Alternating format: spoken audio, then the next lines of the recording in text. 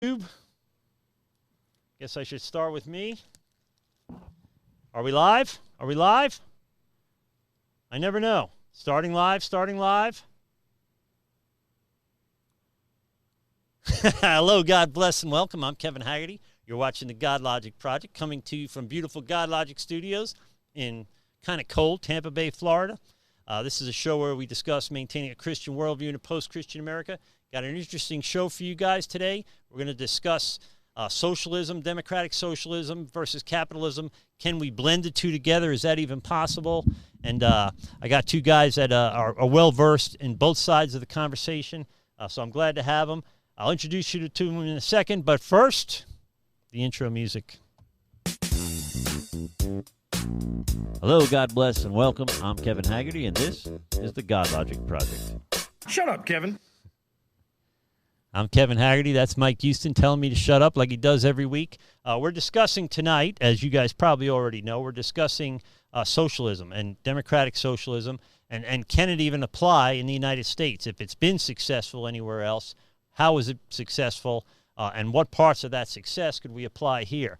I'm not a fan of a socialistic society. I think most people would say they're not, but I worry that if we go too far down the democratic socialist path, we'll reach a tipping point where we're going to have to go all the way. So, and I suspect that that's probably somewhere in the near future of the United States. I think we're going to try it, and I'll kind of explain that to you guys as we go. Of course, want to thank you guys first for watching the Godlogic Project.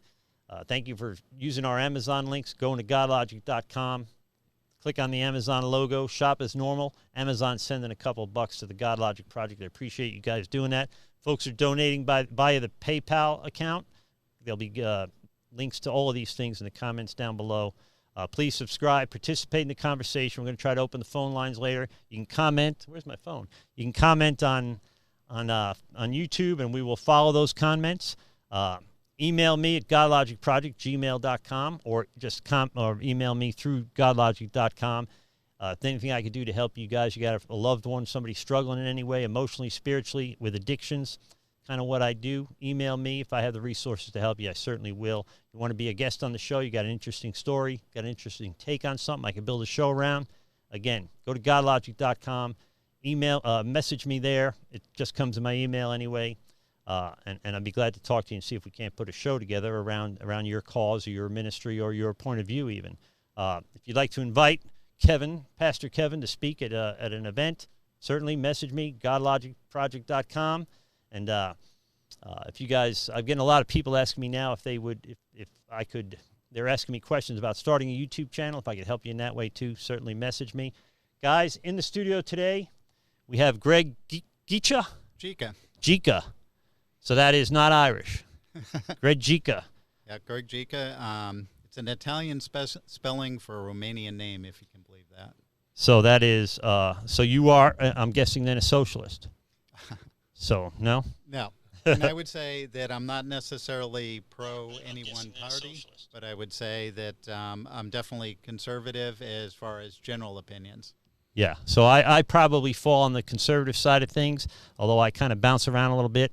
And we can go over those things too if you want. And then next to you is our friend Brian McGuire. Brian, how are you, buddy? Doing very well. Thank you for having me on the show today.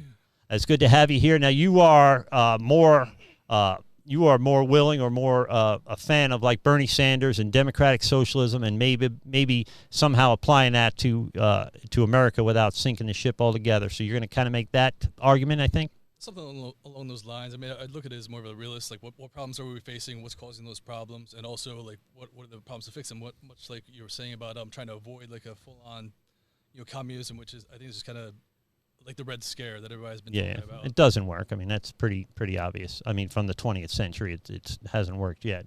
So this is the argument. Now people like to argue extremes, and here's part of the problem.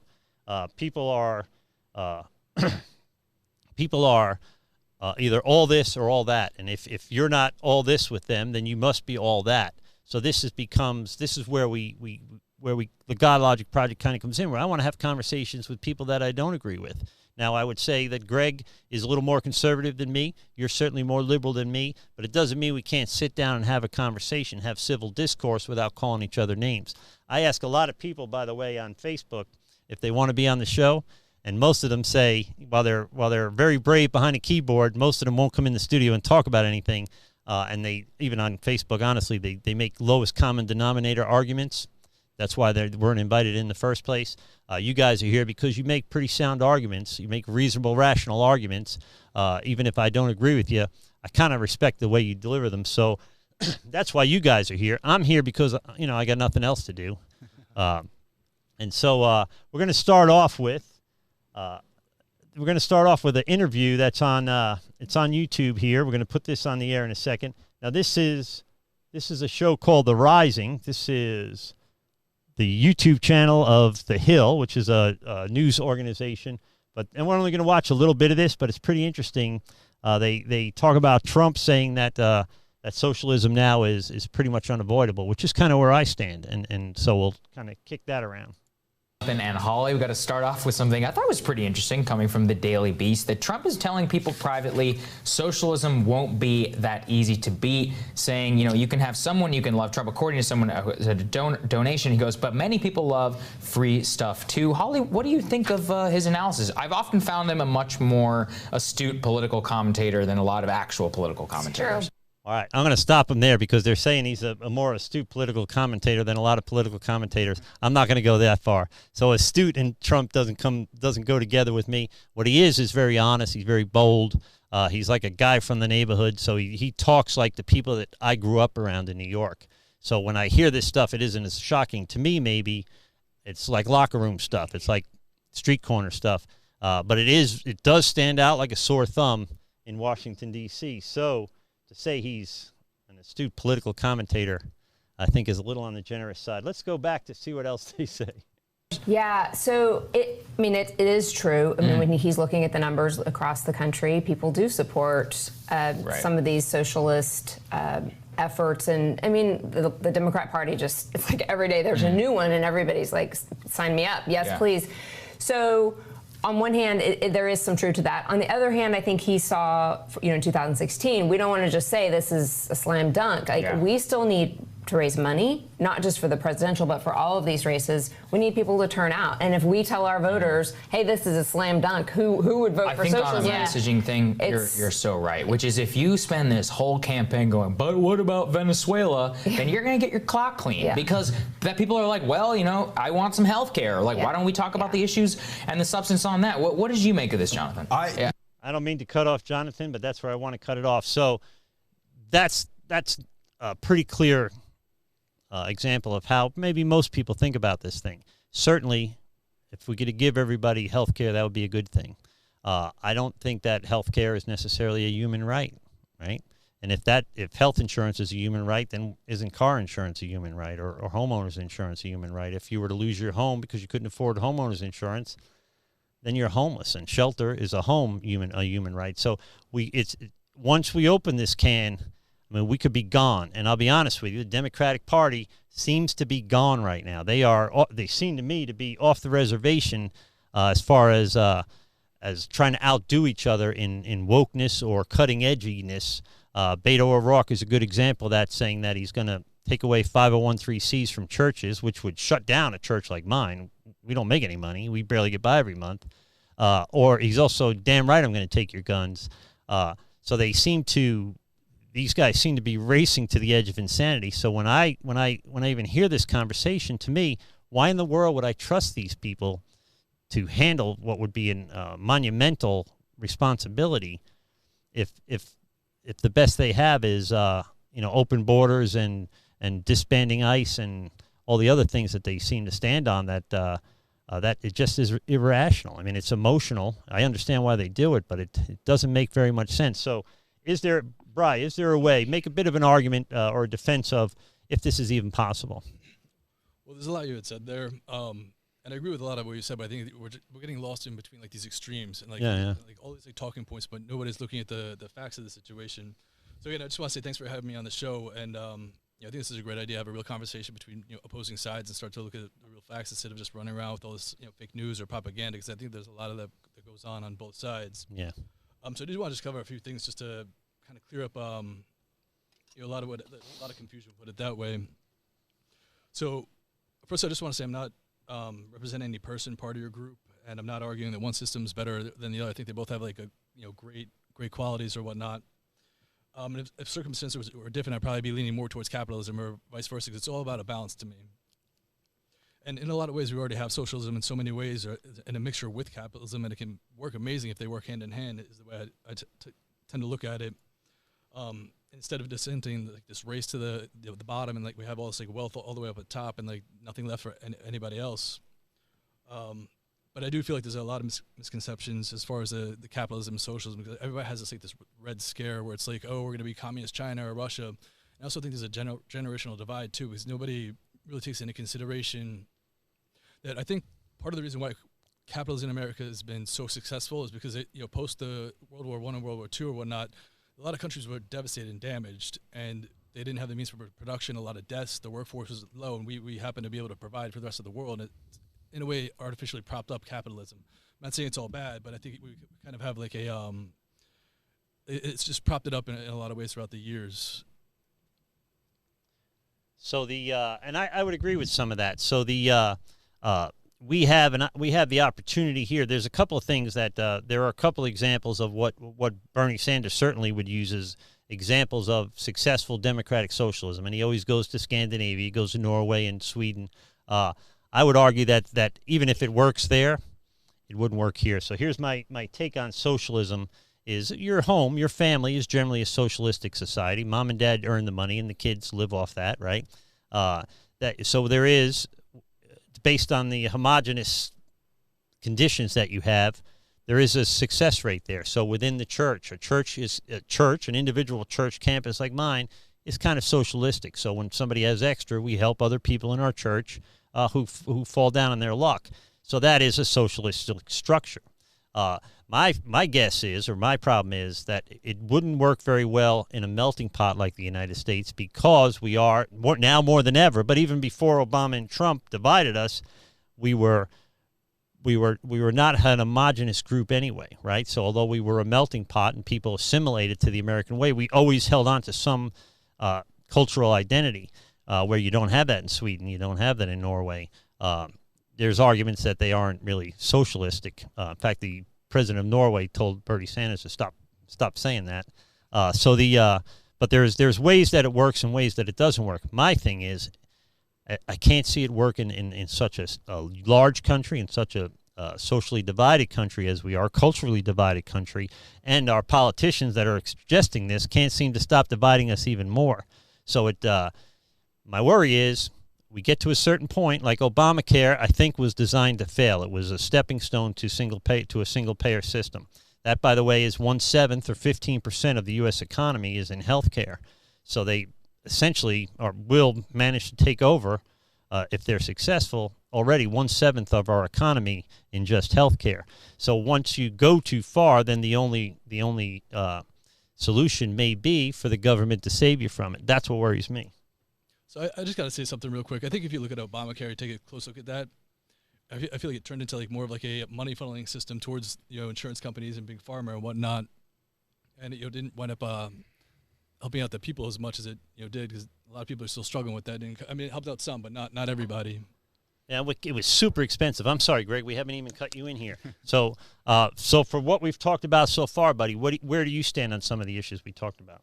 Well, so stepping back a little bit, when you talked about there being successful examples of socialism, I think the family is a good example where that is successful. I think the concept of communes and that type of thing, that are small groups of people work. And in all those examples, there's one difference between that and what would be the United States, and that is those are all monarchies. That is, there is somebody that's in charge of the entire group.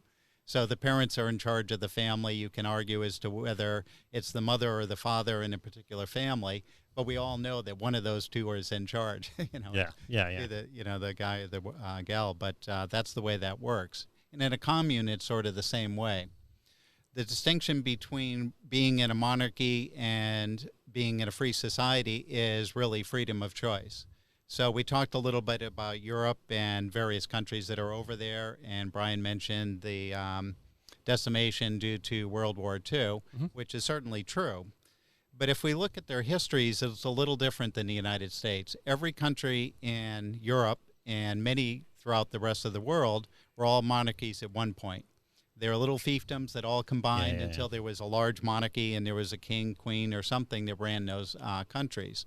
They all had various revolutions that defeated the monarchy and replaced them with a sometimes democratically elected government, sometimes not, but another government. If you look at the United States was founded on, after its revolution at the very least, and freedom of choice, and it was an anti-monarchy society, specifically that. So people from Europe then immigrated in the 1800s, 1900s, to the United States specifically because they had freedom of choice, and that is there wasn't a monarchy. The upside is you have all these freedoms to make your own decisions. The downside, of course, is you need to take care of yourself. Right. And that's sort of the principle that applies here. So the society started from something very different than the rest of the countries in the world.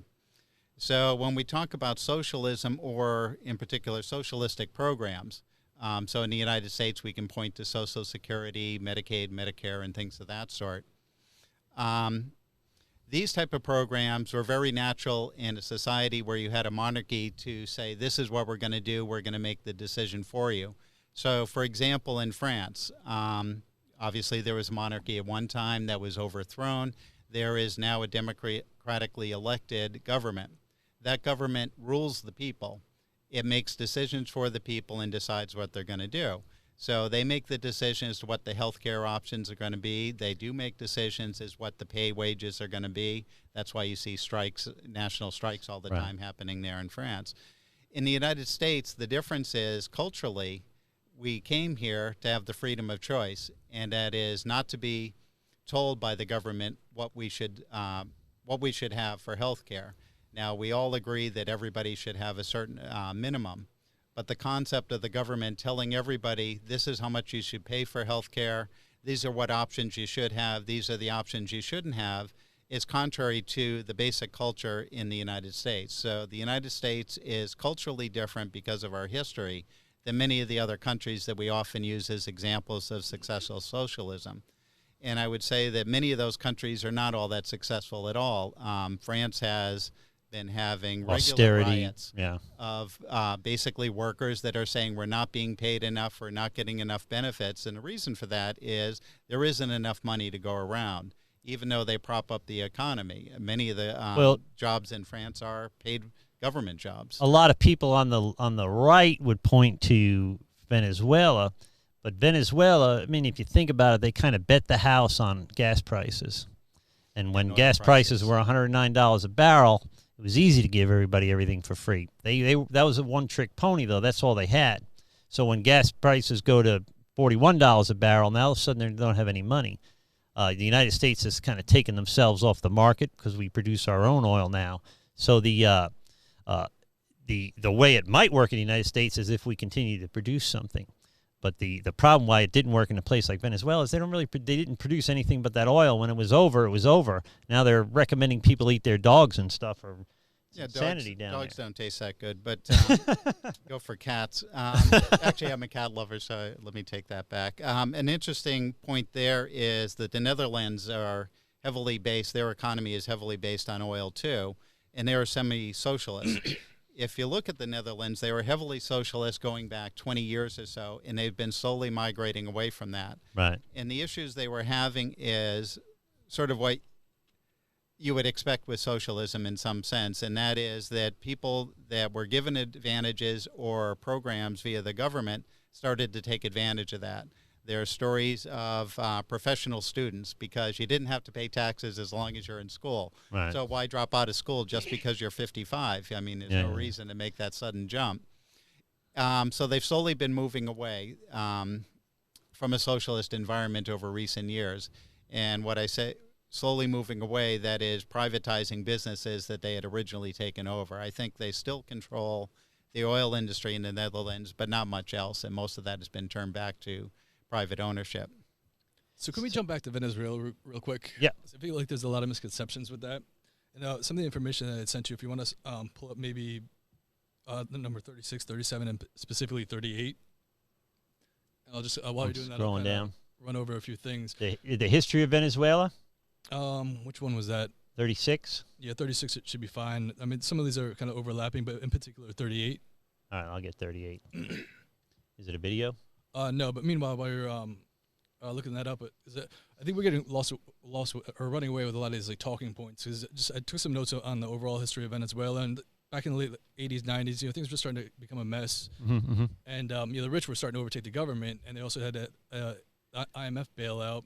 And then that's, like you said, they started introducing austerity measures and whatnot, and riots, a lot of corruption, and followed. Eventually, let's just see what else I got here. Hugo Chavez, runs on giving the country back to the people, and he wins by a landslide. He basically took the Venezuelan oil because they actually have the largest oil reserves in the world, and he started taking that money and putting it back into the economy. And he rewrote their constitution to make himself essentially a dictator. So once he got elected, he just changed the constitution to make him unimpeachable, to keep it hip, to keep it current. He was in absolute control by the time he was elected. He was duly elected, but didn't stay that way. Does that make sense? I'm not saying it was all like perfect down there, but either way, he flipped the country around, and they became like wildly successful. Everything improved. He lifted people up out of poverty. Literacy rates went up. Health. And then in 2006, there was $3 billion arms deal with Russia moving in. And this is going back to like more recent events. So in the last like 10, 15 years, Russia starts moving in. They went, kind of in on the market and whatnot. Followed by in 2007 is when it, they started severing ties with the IMF, with the World Banks and whatnot. That's where we started seeing a lot of these problems coming up. So here they are, being wildly successful and like doing okay. It might not be perfect, but everything's doing a lot better. And we kind of came in and started artificially, I guess through economic warfare. And as you can see, that what you just pulled up on the screen there, can any country really survive some of those sanctions that we want to placing on them? If you want to take a brief look through that, and I feel like that's put it on the screen so we can look at it. It's a lot, but that's exactly what I'm saying. So you can't really say like socialism took down that country when we're like when we're taking him out behind closed doors. We can run with these talking points of like, oh, socialism's bad, it fails, but we got a list of, I don't even know how many are on there, that of policies that made things much more difficult and basically crashed their economy. So are getting involved, are putting sanctions on them because they started getting in bed with Russia, I'm guessing, right? Russia now in the Western Hemisphere for the first time since Cuba. So we didn't like that, start putting sanctions on them, and then oil prices collapse, and now they're in big trouble. Yeah, and sure. And I just want to elaborate on this a little bit further, because this is very important, especially in recent times, because it seems the U.S. has a history of doing this throughout the world for decades now, especially with oil. You look at the Middle East, but right now, as we're focusing on Venezuela, in 2013, Chavez dies, and then the U.S. tries to get in a leader to basically represent our business and our corporate interests or whatnot. So we have a kind of like almost like a shadow puppet kind of government or whatever. So it's a very U.S. friendly to U.S. businesses, I should say. And then, of course, there's the whole, thing with Maduro, trying to get elected and delegitimize him and kind of destabilize the nation. And then 2016, things really escalated, and a lot of this has to tie into like Saudi Arabia and Russia, and everybody started to work together. Like a lot of people don't realize, this is like a global thing. So I'm just trying to follow my notes here as we're kind of jumping around a little bit. But nonetheless, in 2016, if you want to jump to pull up another video, this is number 34, right? Well, could I make one do quick point? talk while I'm doing this. I moved away from Venezuela as far as the we pull out. Now and instead of talking about Venezuela, I brought up the Netherlands, which is heavily dependent on oil as well. And I think Kevin brought up the point, and that is anybody that introduces a competitor of the United States, particularly in terms of government styles, and that is communism and our historical problems with Russia, and they invite them into a neighboring country, is essentially going to be our enemy. We don't want to go to war with everybody, so economic sanctions are the standard way to do that.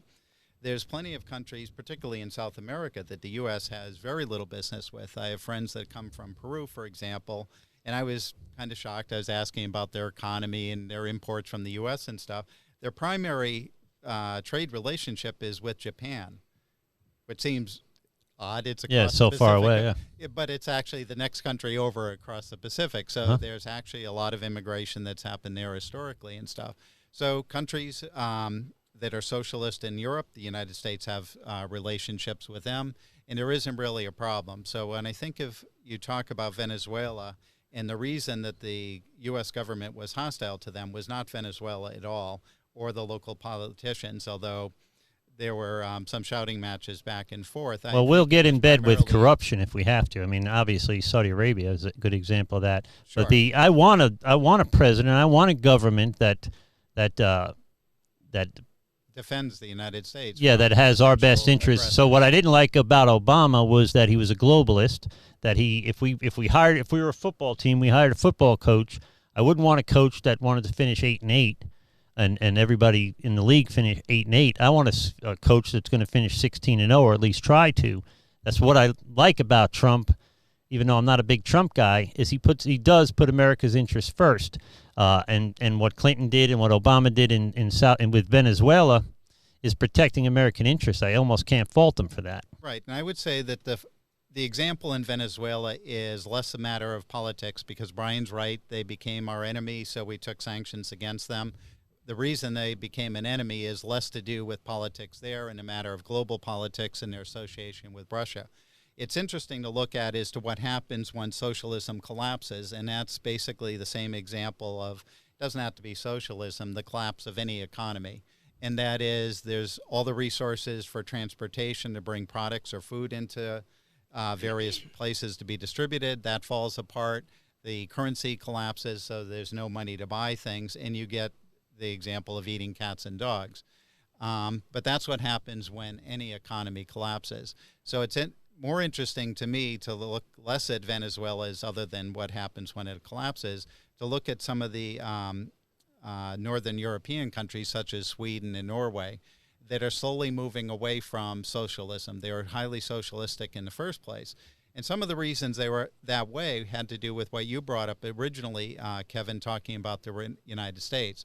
And they are a very homogenous society. Yeah, they're a lot more disciplined than we are. I don't want to, by the way, I want to make this internal, socialism in America, not how socialism is done all over the world. So I don't want to go too far off the rest of the world.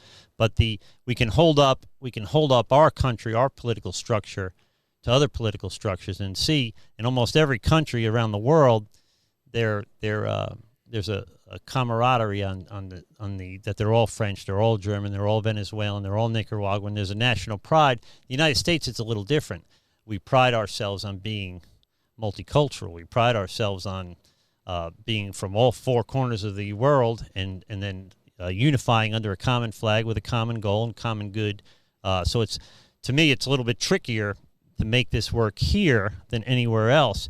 And if Venezuela had more than oil, they might have been in better shape, right? The problem is in Venezuela, that wouldn't be a problem here, is we produce a lot of stuff. We produce all the technology, all the innovations come out of here, so we could almost do what you're talking about. But can we do it? Can we do it and not tip the ship too far? So do we have a social program that you would point to, Bri, you probably want to answer this, that you would point to the United States and say, this has been successful? Well, first, before we go on, I want to go to the video while I'm speaking. If you want to fast forward to about 46 seconds, 48 seconds, I'm just going to hit pause while I just finish this last thought up on Venezuela, and we can move off of that. But again, this draws to the point that, we're looking at all these other countries as examples. And again, I'm not saying Venezuela was amazing, but they were doing far better before, we introduced corruption and kind of artificially, took down their system. They were doing fine without it. So a foreign nation, and after they kicked us out and said, no, we're going to keep our resources to ourselves, that's when all this started happening. I mean, you saw those sanctions. They became, not friendly towards the U.S., and here we are, we should be leaving them alone. You know what I mean? But if you want to go ahead and play this clip, because recently, I think it was from earlier this year. So yeah, we'll play this, we'll talk about it, and then we're getting a lot of comments on Facebook, on YouTube. This clip is just, and it's only about a minute or two long, but just to get an idea of, our foreign policy and what our leaders and where they're taking us. Where about you want to stop it? Places. Oh, you'll see. And then we pull out. Now, I took a lot of heat, except from conservative people. When we went over there, I said, hey, I assume we're taking the oil. Are we taking the oil? And people said, what a horrible thing to do. In the old days, you had a war, You ever hear the expression, to the This is victor about a minute or belongs so the long. So we've got spoils? several different examples. Okay, to the victor. And I took such heat. It actually was Al, it was at CPAC. I said, if we're to leave it, take the oil. At least pay us back. Yeah.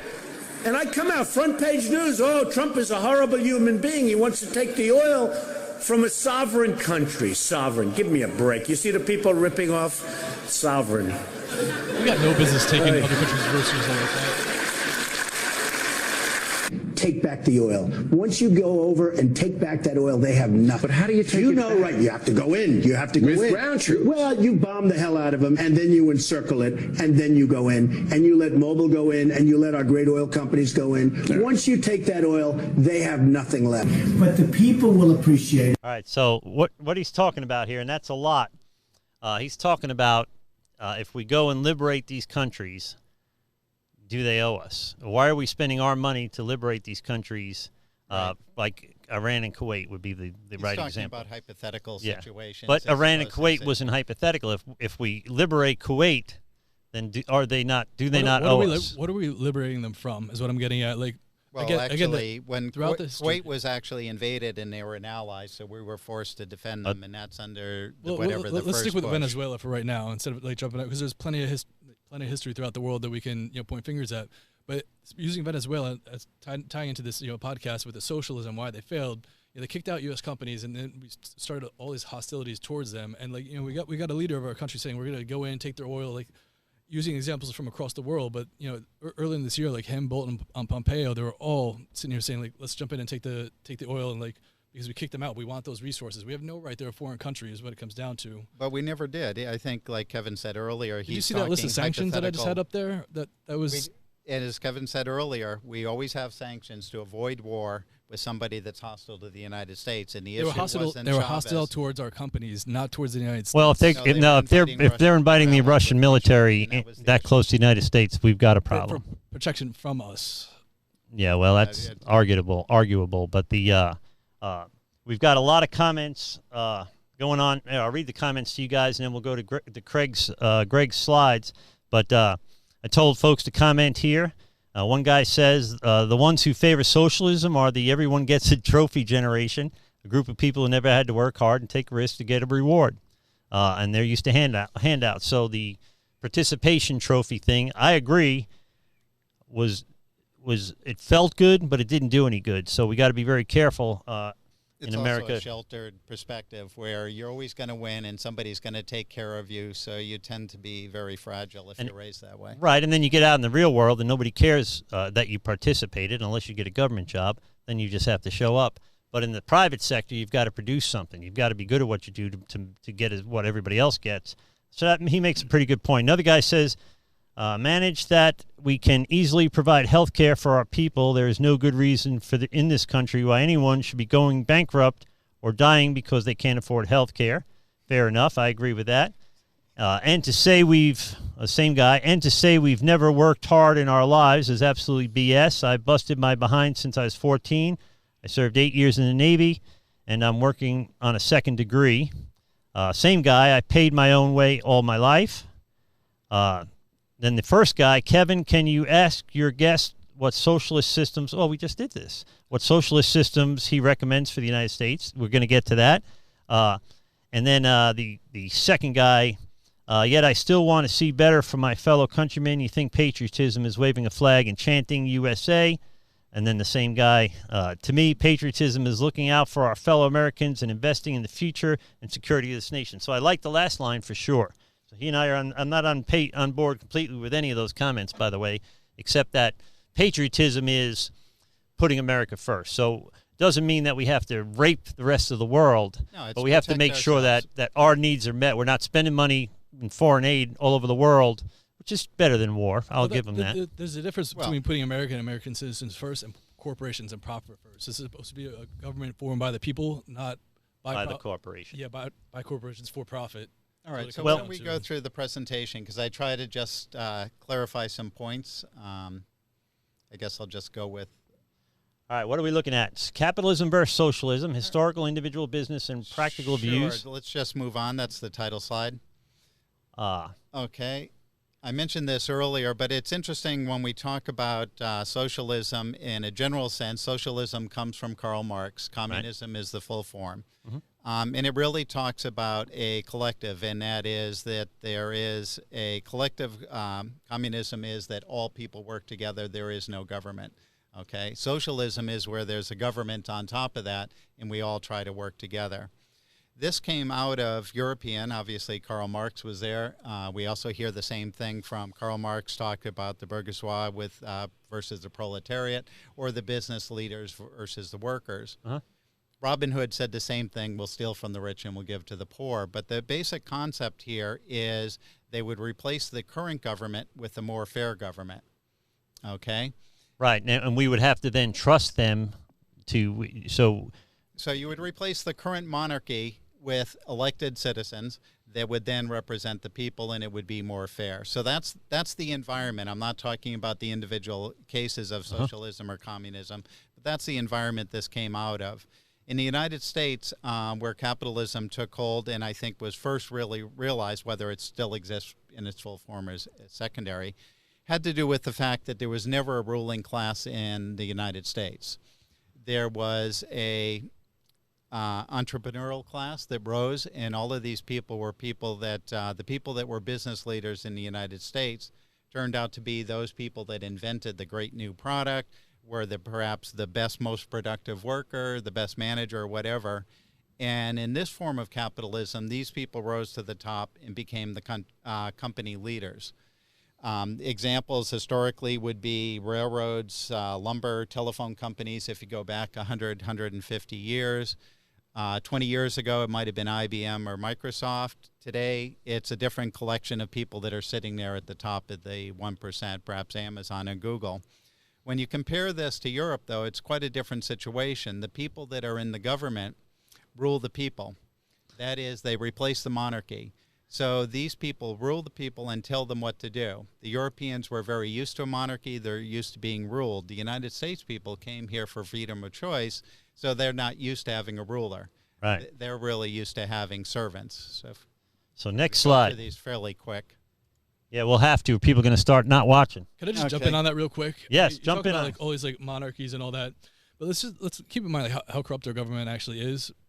You know, I'm just going to throw out a couple of definitions real quick. You know, plutocracy, a country or society governed by... Wait a second.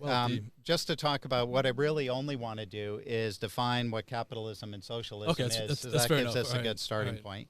And I was talking about Europeans starting from monarchies and migrating. So we're back on the slide. Look at capitalism. The basic concept behind capitalism is quality of opportunity. So companies that invent the great new product, they're going to be successful. A company that develops a similar product but is a little bit cheaper, they're going to be successful. Companies that improve the product, same sort of thing. Company that can reduce their costs, whatever that means, develop it more efficiently, all of these companies are successful. But what they're doing in the background is we're developing new products that people want.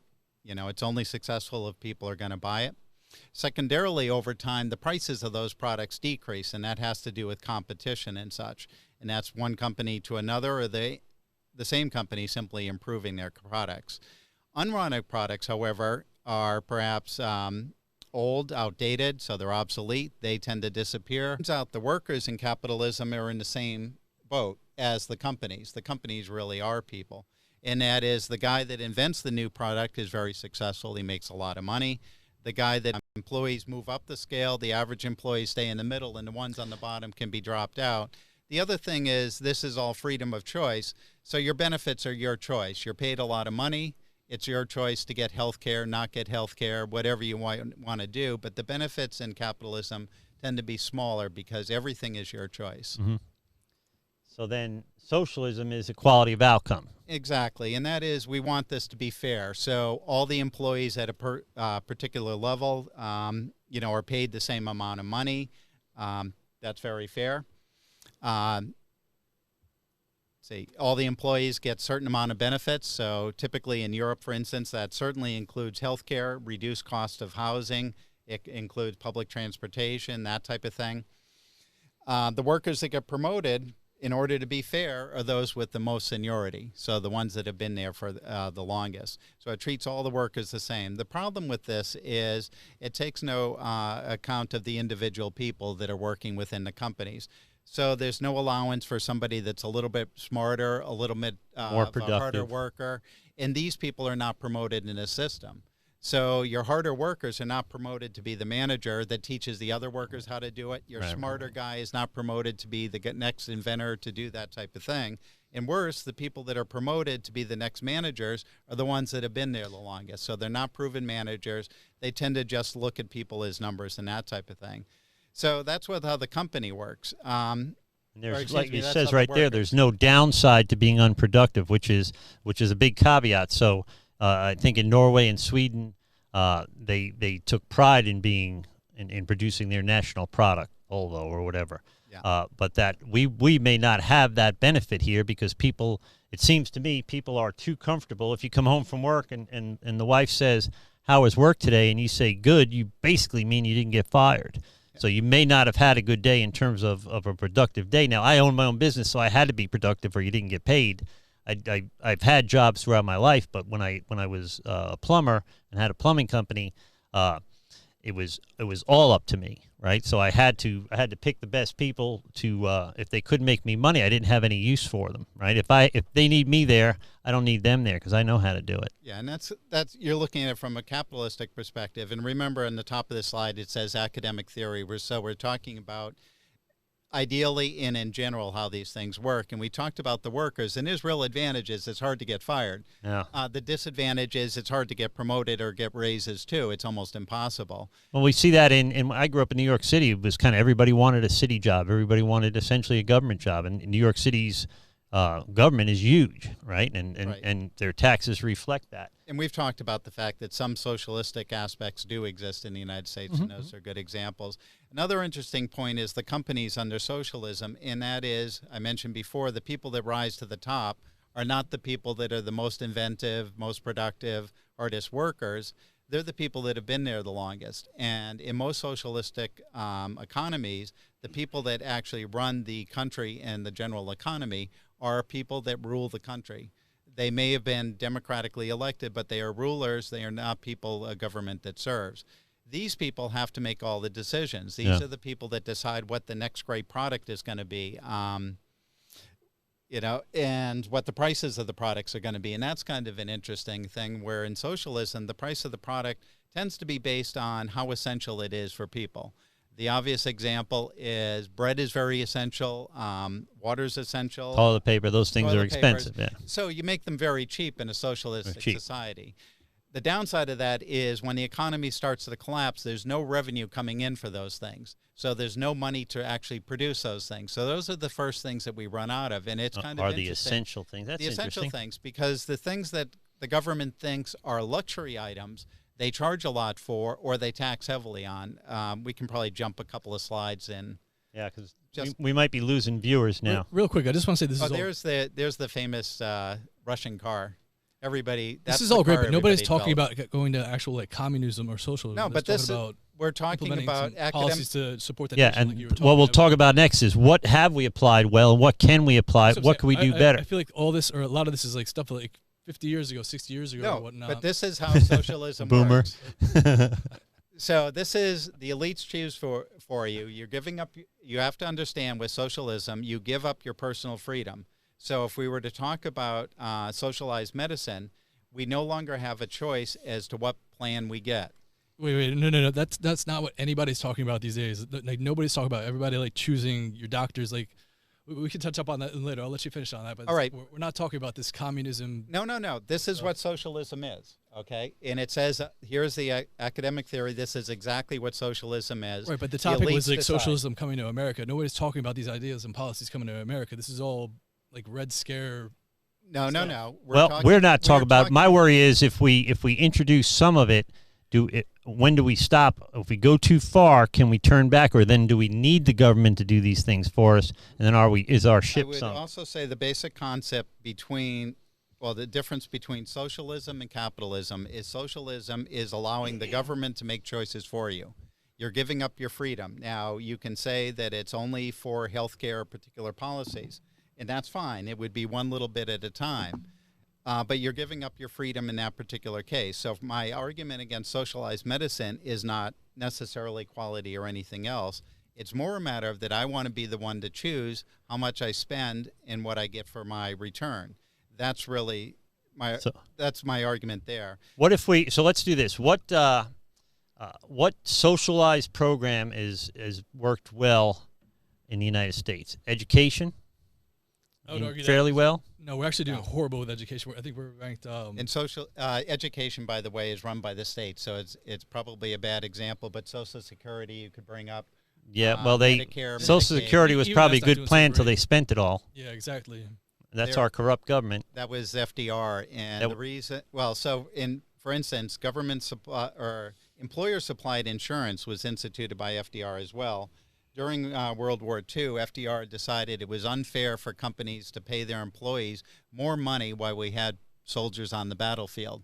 So he interrupted the economy and said you can no longer give raises. In order to attract the best workers, companies still had to do something to entice them to come to them. So they used benefits. So they started giving benefits as part of the package. So it was one of these things that FDR accidentally introduced. We all know that FDR also decided that during the Great Depression, all of his fixes had to do with socialistic spending, big government projects trying to employ people, and it didn't fix the economy.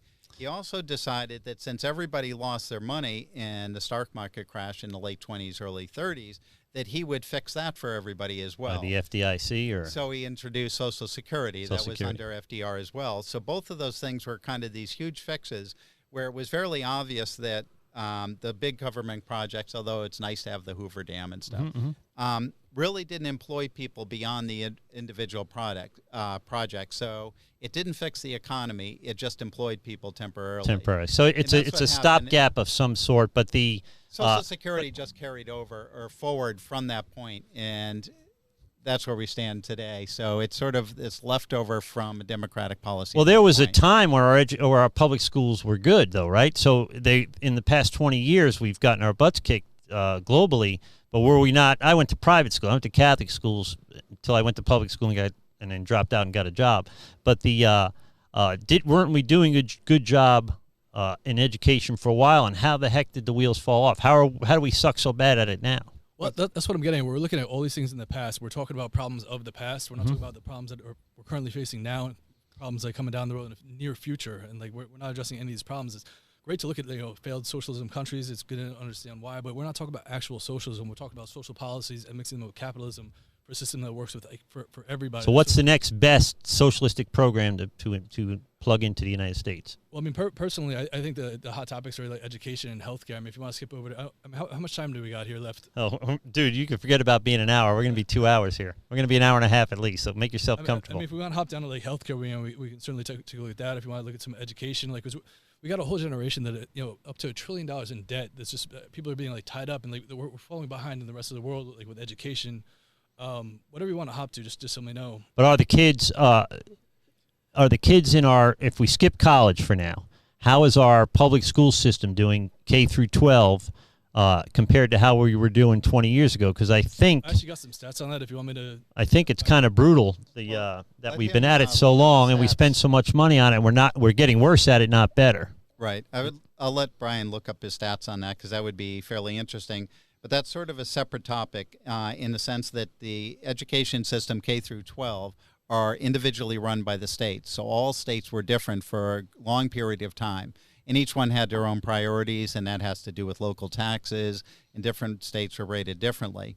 I think over the past 20 years, we heard things like Common Core and trying to federalize those programs. By doing that and making them standard across all states, what we did is water them all down so that all the states plummeted. Yeah. So that's an example of a non-federal program. I wouldn't call that necessarily a socialistic failure in this case of education because it was never mandated that K through 12 be run by the federal government. But it was an example Common Core of going stands that way alone that falls apart. Common Core stands alone as maybe the worst idea ever.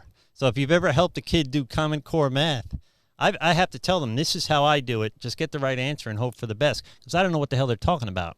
So Common Core isn't the problem. Common Core is a big screw-up, but we were kind of screwed up anyway. I think what you've touched on there is we've lowered the standards so low in our education system that everybody would then succeed or be more likely to succeed, that we've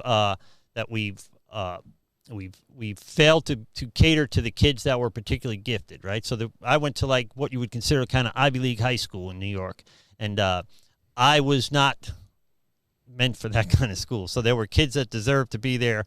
That I was a good athlete, so I got to stay until I wasn't a good athlete anymore. But there were kids there that were truly gifted, smart, rich kids. We weren't rich, but they had a way of pushing kids past their potential or raising their potential. What we've done now is, unfortunately, and this is part of the reason why Brian and I think, don't trust the government, is because we can't trust them with anything. So there was a time when our education system wasn't terrible, and now it's terrible. And now here's my problem why we're talking about history, Brian. If we forget history, we're doomed to repeat it. If we try this again with something else, and we'll have our heyday for 10 years, and then all of a sudden we need more government involvement to save a government system, and more government involvement to save a government system. Next thing you know, we've gone past the tipping point that I fear. Does that make sense? Yeah, but at the same time, I feel like we're just kind of like talking in circles and not looking at real problems. Like, a lot of our real problems come from like lack of resources. Like, so many people are struggling, and it takes out that bottom. Like that it's not about the equal outcomes like you were talking about with the socialism. It's about like an equal starting place. 60% of the wealth in America is inherited, and we have all these people that like don't have food to put on the table. That they can't afford to go to college, and it just puts them at such a disadvantage. But nonetheless, jumping back onto the education thing, if you wanted to pull up number 32 of one of the links that I had sent you previously coming on here. We ranked 24 out of the world. Like, China's up there number one. And the scores are, of course, they're based on like a lot of different metrics and whatnot. But overall, for the total score, the numbers that I'm going to be reading off, it goes by total score, followed by reading, followed by math, followed by science. So China's number one with 1731, 556, 600 in math, 575 in science. And then there's, followed by countries like Hong Kong, Finland, Singapore, Japan. Canada's actually at number 6, and then New Zealand, Taiwan, Netherlands, Australia, some other countries up there. Germany's at number 14, Norway's at number 18, there's the United Kingdom, Denmark, Slovenia, Ireland, and a whole bunch of other countries are ahead. Those are the countries that are ahead of us. Now, the United States, we scored down at number 24, like 1489 overall, 500 for reading, math 47, and science 502. So is this K through 12 that we're talking about here, or I is it so. higher education? This is what we're looking for? Yeah, that's the full list at the bottom. All right, yeah, that's what I'm trying to all say. The metrics, and if you wanted to pull up, number 3 just on education, or no, I'm sorry, not number 3, number 33 on education as well. It's just this one was just a general. It was an article or whatever that had some references to paying off the student loan debts, which I, by the way, would benefit from. So I'm a perfect candidate for socialism, by the way. I'm disabled, I'm broke, and I have student loan debt still. So this is another issue where we're looking at not what caused this problem. I had a student loan, for example. I got a student loan that was something I could afford to pay back given the career or the education I was getting. It turned out I didn't even work in that field, lucky for me. Yeah. But I got a student loan to get a degree in electrical engineering. I was a horrible student, so I went to school a long time. It's collected a lot of student loans. However, it was a degree that I was able to use to get a fairly good paying job and pay off the student loan. What happened between when I got my student loan, which is scarily 30 plus years ago, and the current situation is when I applied for the student loan, they looked at what degree I was going to get and whether I would have a income to allow me to pay off that loan. What happened in recent years is, for one reason or another, the loans became less guaranteed. And that is, people were getting loans for degrees that were perhaps dated. For example, 20 years ago, it might have been good to get, you could earn $100,000 if you're a programmer. Programmers are kind of a dime a dozen now, and in fact, every 10 or 20 years, what's the new hot vocation tends to change. People were getting huge student loans for degrees that really didn't have any payback.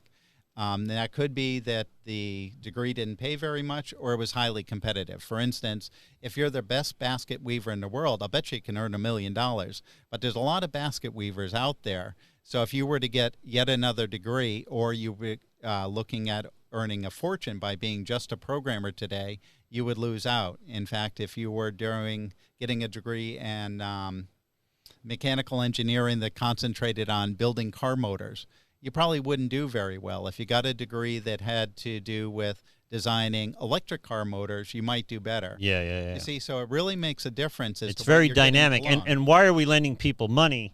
Maybe we should be more careful about which students, based on the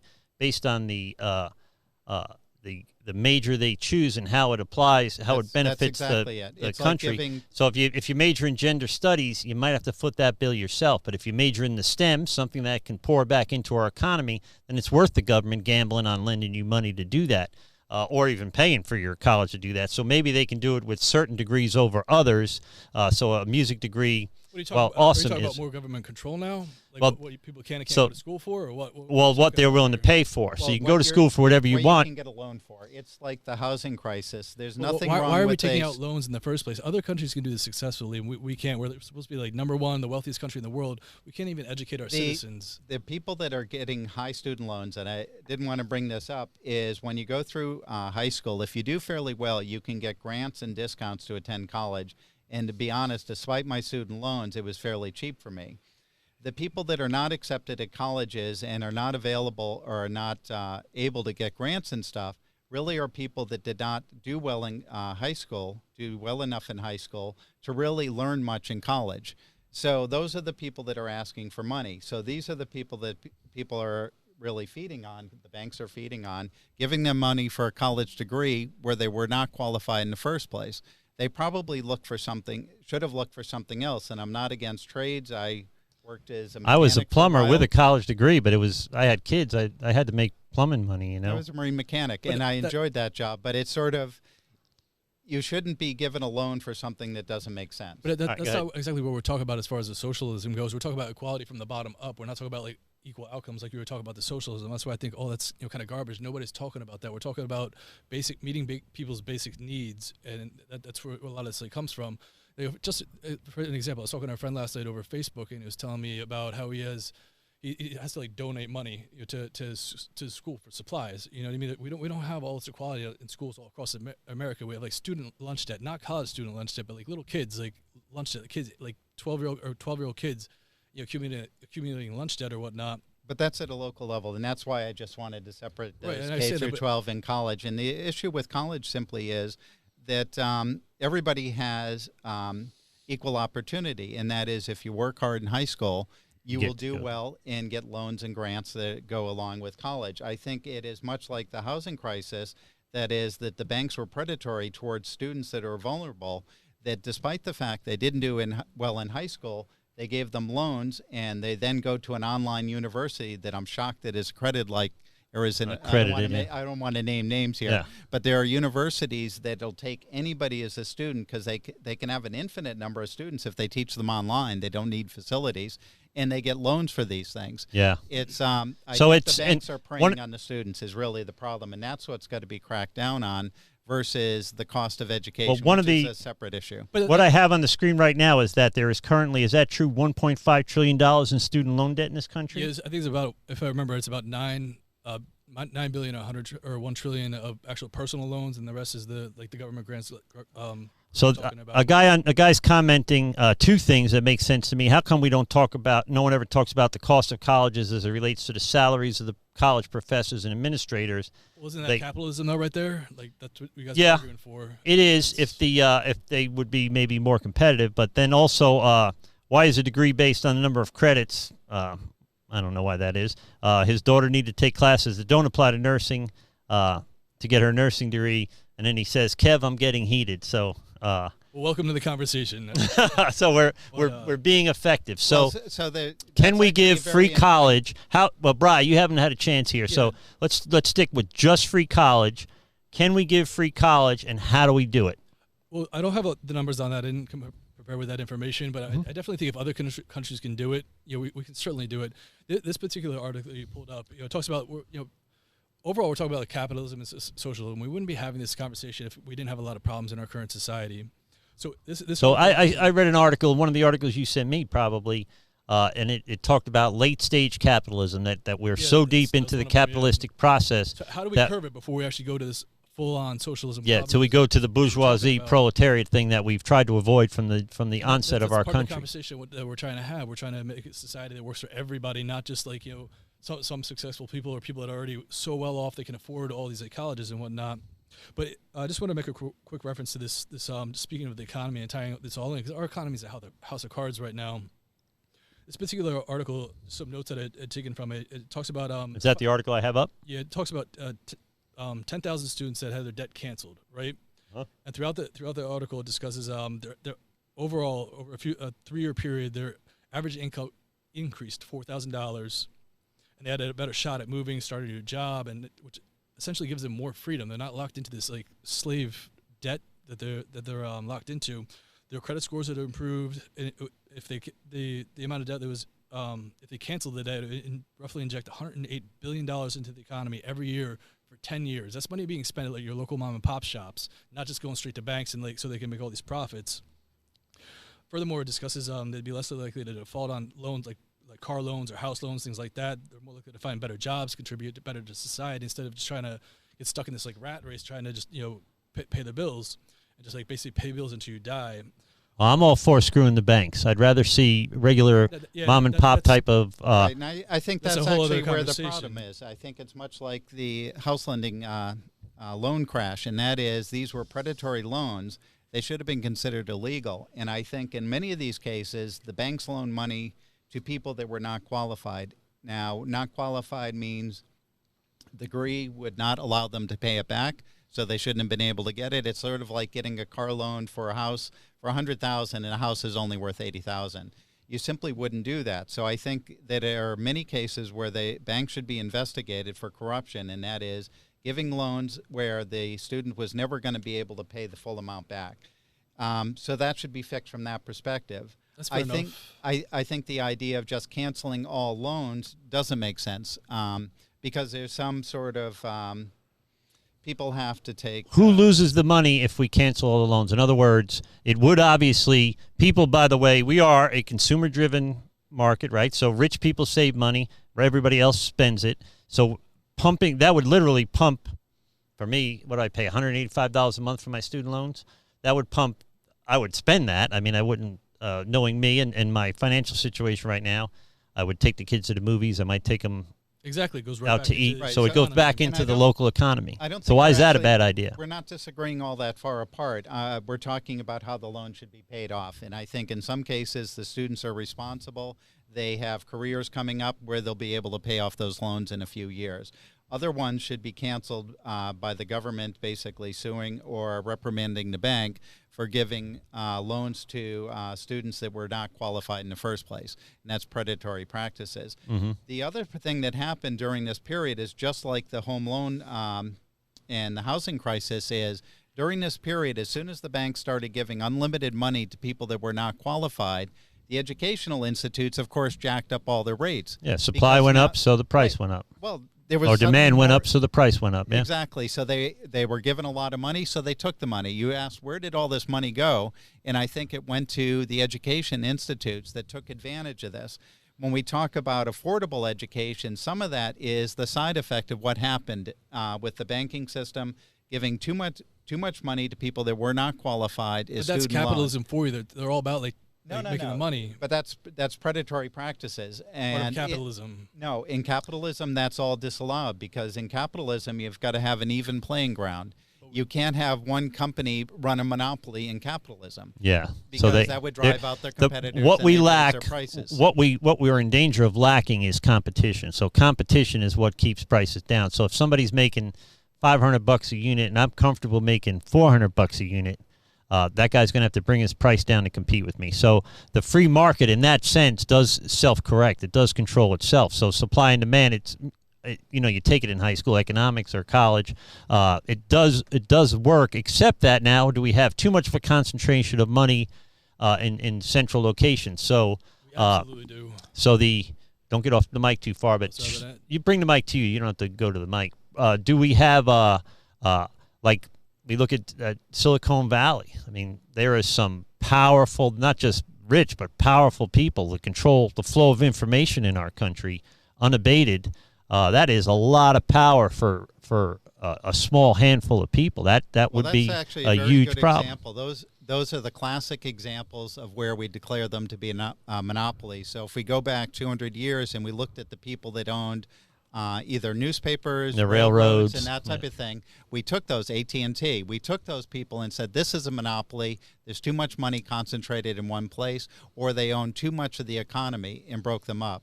So companies like that, I think, are prime examples of being are there small measures we can take? Brian might speak into this more. Are there small? I think we have a habit of oversteering the ship, both in our personal lives, in our businesses, in our bigger personal lives, and then globally or certainly nationally, we tend to oversteer the ship.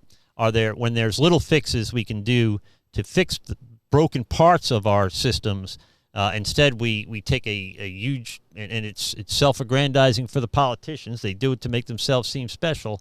But they attempt or do these huge changes to things, and I would bring up Obamacare. They make these huge changes where a few little changes probably would have bore more fruit than this huge change would have. So when I had to get Obamacare, it was $311 a month, and I still had to come up with the first $6,000. So that's a lot of money. I would rather pay the fine at the end of the year and take my chances than to pay $300 a month. And if something happens, unless it's catastrophic, I can't go to the doctor. I'm going to have to pay $300 until I get to the $6,000. So unless I have a heart attack or get in a plane crash, well, a car crash, it's pretty affordable to get in a plane crash. But if it isn't a catastrophic event, then it makes sense for me to have it. So a young person, 25, 30, 40 years old, or at least in their 30s, they're not going to worry about a catastrophic event so much. They're going to be willing to take the hit rather than to buy the expensive insurance. And if their employer now is no longer offering them private insurance, it creates a real problem for. I was kind of for a while there in that kind of crack where I was not going to spend $300-something a month and cough up $6,000. You and like half the nation. Yeah, so it didn't work, and I think it was designed not to work. And this is my worry. I don't trust these people, and if they've screwed us with the amount of money we've trusted them with so far, and then we turn around and trust them with more money, who do we trust? Bernie? Well, and I would also say you brought up an interesting point that goes back to the education that is perhaps a slight difference in how Brian and I are looking at it. I'm looking at the education system, trying to find out what's wrong. And I can see that students were lent money that they probably shouldn't be lent because they were not getting a degree that was worth that amount of money. Following that, the educational institutes took advantage and raised prices because now the students had all this extra money, which caused skyrocketing costs. So I don't look at that as necessarily saying we wipe out the whole system and give back the debt. I look at that and say there are real problems. I was sexually abused by a member of the Jehovah's Witness organization. So that was interesting. Yeah. So how did that get on there? What needs to be done is pay no attention. Pay no attention to the man behind the curtain. Okay, so what we need to do is fix the problems with the systems, and I think the banks should be held accountable for lending money that shouldn't have been lent. I think the educational institutes are accountable for charging way too much for some of the degrees only because there was money, so they kind of raped the students. And there's all these problems in the systems that need to be fixed versus the idea of saying, let's throw out the system and just give away free money. Nobody's talking about giving away free money. I mean, to pay off the loans. And then to step back, when I went to school, all of the state colleges were relatively cheap. Yeah. Affordable because the cost of living and all that, you make enough money back then to be able to afford. Well, and the professors didn't make six figures. They made 50, 60, 70 grand. Now they're making 300 grand. At Harvard, but the local ones were good professors. Yeah. I went to a state school. I went briefly. And that didn't last either. I got thrown out of one and finished in another. But the thing is that there were institutes that were affordable for students that perhaps were fairly good, but for one reason were between the system and couldn't get a loan and or didn't quite qualify for the good institutes. And I think, again, looking at fixing the little problems, that needs to be looked at again. So these are the state universities. Why are they charging so much money? These are actually funded by the state. Yeah, why are they income there. Getting the same money that the private places are getting? Right, and I think they're taking advantage of the same situation where they saw all this money coming from the banks. So I think we have all these little pieces that need to be fixed. The educational institutes, what they teach is probably okay. You know, the overall system is okay, but there's big parts that are broken. Absolutely, it comes down to there's a lot of individual responsibility. You know, you can put, but what I'm getting at is like the overall picture. So we're not talking about like the individual necessarily. The show is supposed to be about like, you know, socialism coming to America, which again is we're way off the rails now. This giant like Red Scare or whatever. But point being is, you know, overall we already do K through 12. You know what I mean? Yeah, we have some private schools, and there's a certain lot of like holes. So we add 4 more years or 2 more years. I mean, how much damage does that do? Not even that, but what if we even like go, you know, reverse too, and help out with like childcare, so people are actually good to be able to participate in the workforce and whatnot, you know, like pre-K and whatnot, and also the rest of the world can do this, and we, you know, we're supposed to be the wealthiest nation in again, just a fine point here, but we, the federal government, I think, is not allowed to do K through 12. They're not allowed to do education, okay, because that's allowing them to spread propaganda and such. I mean, that's the reason for the laws. So it's state But we have Common Core, which comes down from the federal government. Yeah, but we have K through 12 that are done by the state, so it's an individual. So but they're still under. And here's my problem with the centralized power in Washington: is the Department of Education still tells every state what to do. So they set the standard of behavior for the state's schools anyway. This is the last thing I really have to say as far as the education goes. I'm just saying, if the rest of the world can do it, you know, why can't we? And I feel like the system, like, at the end of the day, let's face it, we live in a corrupt system. You know what I mean? There's people out there, like you said, the predatory banks and whatnot. They're trying to make money. They're the ones that influence the politicians or whatnot. As if it was the people making these decisions, like, I'm pretty sure we wouldn't be in this mess. So at the end of the day, you know, we're actually manufacturing a lot of these problems. Instead of like trying to plug these holes and keep up, we should be like taking the power back, restoring the power back to the people, and like taking away from like these oligarchs that are like running our country essentially. If you guys want to move on to another topic, I don't really have anything too much to say on education because I just feel like we're kind of... Just real quickly, to sum up a point, I think some of these policies where we said students should be allowed to go to college even if they weren't accepted in the first pass, and students should be able to get college loans even though they didn't quite qualify or any of that. The laws were changed by well-meaning, good-intentioned people that said it's unfair that these few students aren't able to get the loan or that they're not accepted, so they should be able to go.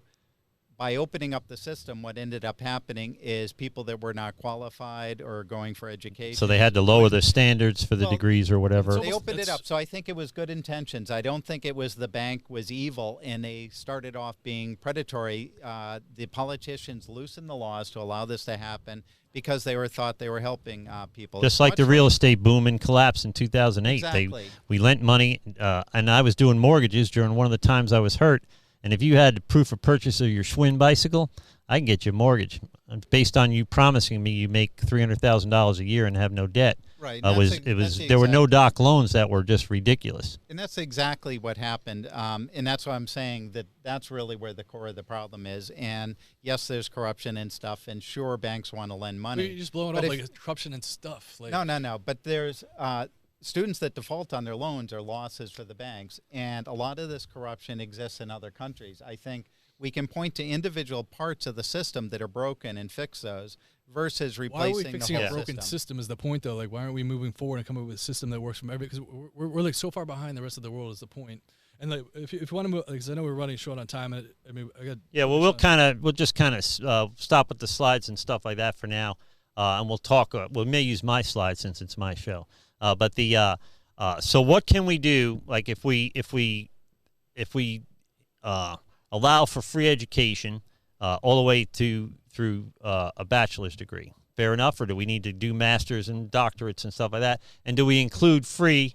Do we make it free to an associate's degree? And then if you may have to pay to get a 17th century interpretive dance degree, which you're never going to be able to sell anywhere, you're not going to be able to pour or return back into the economy. This is but I mean, right now you're talking about the people in America were supposed to be able to pursue life, liberty, and the pursuit of happiness is what it comes down to. Now you're like talking. This is what the hypocritical side kind of comes in, where you're like, socialism is bad, but now you're talking about if we give free college, you're trying to like limit to what people can do or based on like, you know, how well they perform or whatever. Like, we have plenty of money in this country. Like, we're not short on money. But if we take the money, and this is the problem with the 46% sales tax or the wealth tax or anything like that, if we start taking money from the 1%, they're going to leave with their money. They've been They're screwing not this going to country stay. for decades. That's why we're in this. But we're going to start spending this money, and then everybody's going to move to another country. where they or put all their money in the Caymans or whatever it is.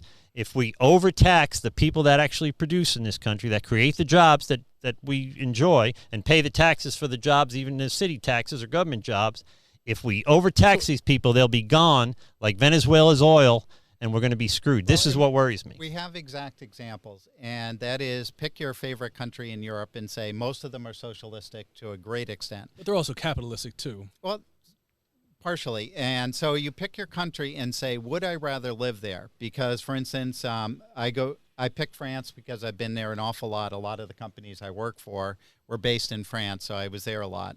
And I could see the culture on the inside and the pros and the cons. And the interesting thing is the government does take care of you.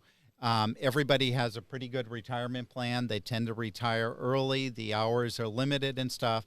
They have reasonable health care. It's not as good as the United States, but it's much, much cheaper.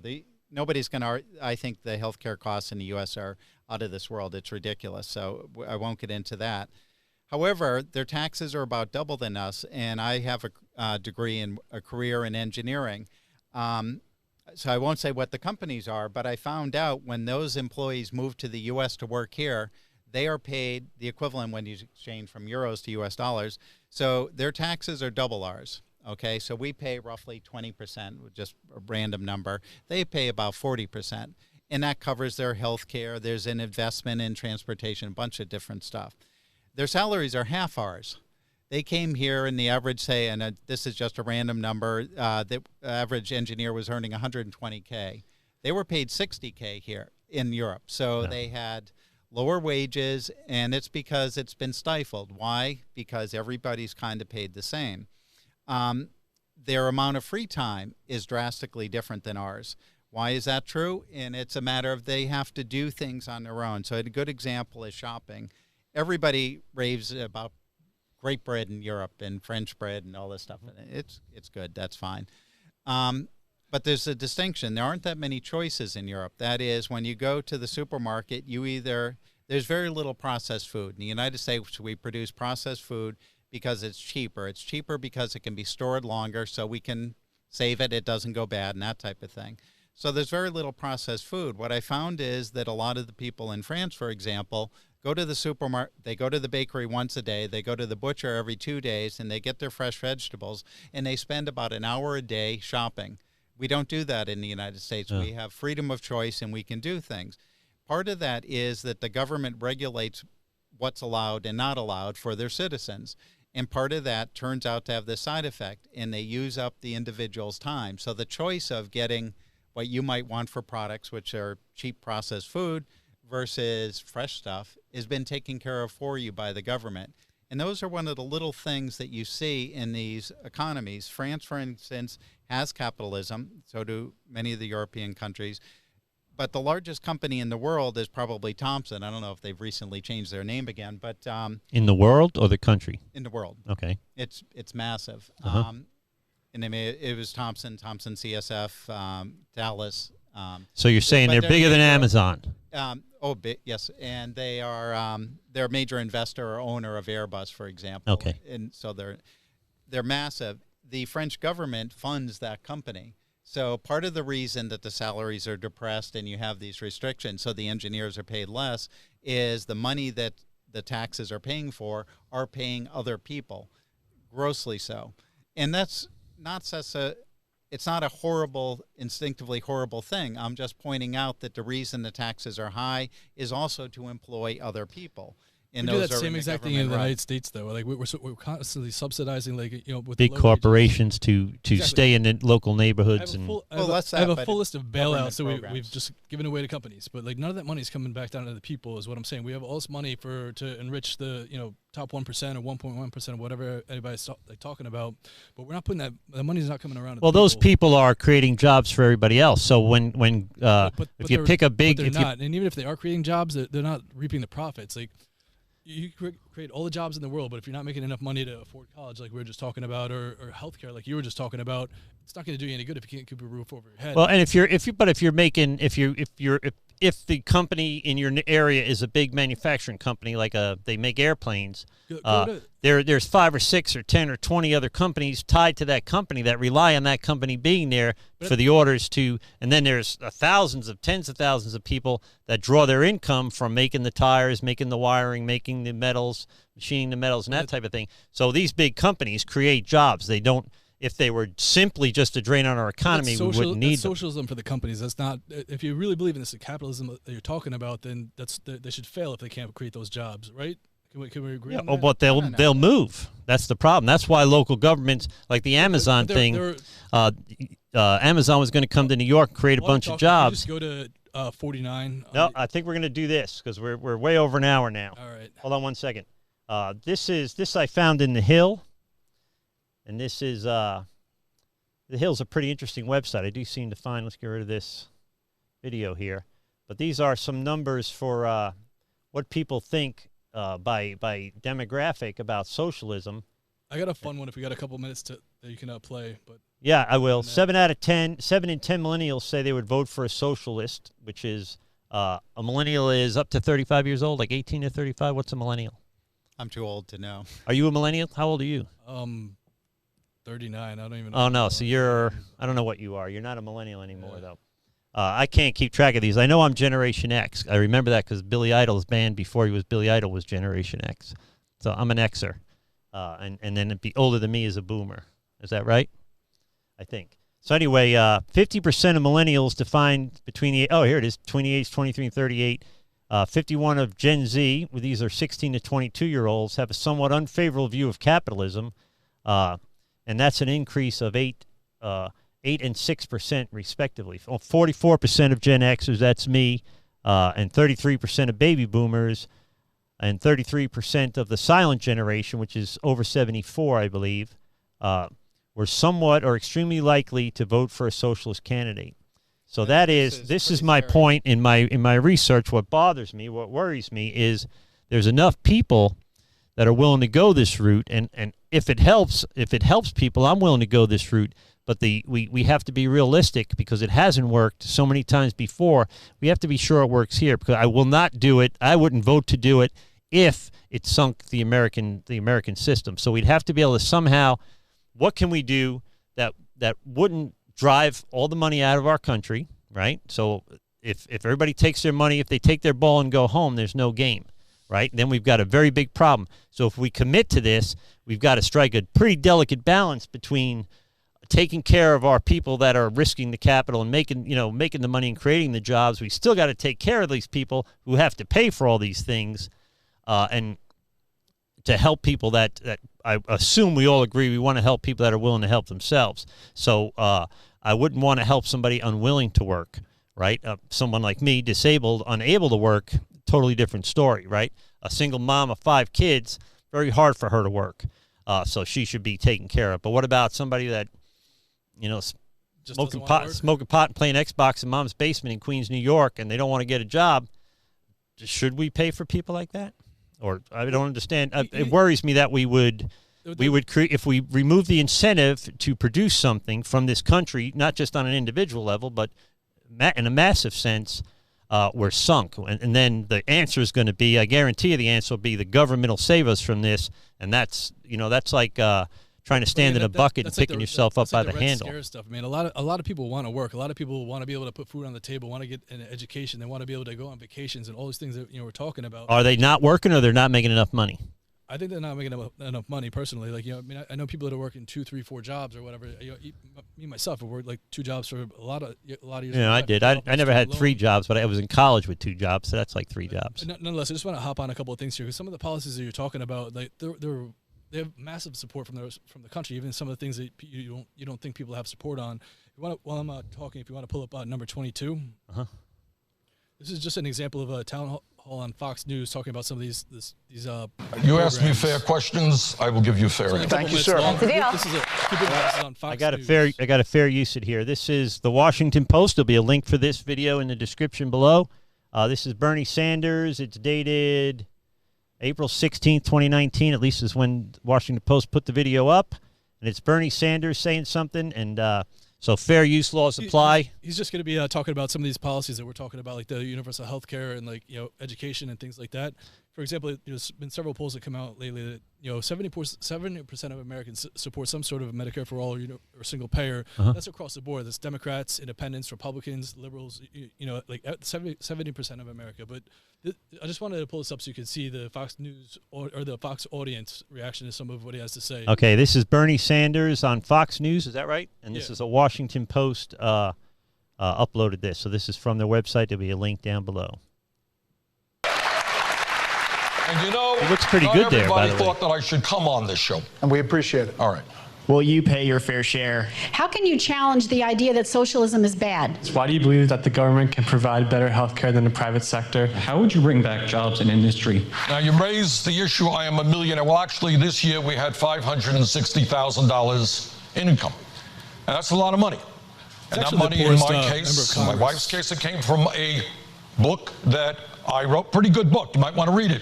So if anyone thinks that I should apologize for writing a best-selling book, I'm sorry, I'm not going to do it. So I guess on Fox News you said that I benefited from Trump's tax bill. Did you tell people that I voted against Trump's tax bill? Sure, but you did benefit from it. But I voted against it. But whether it's me or you or anybody else, I think wealthy people and large corporations that are making billions in profits should start paying their fair share of taxes. Once you got...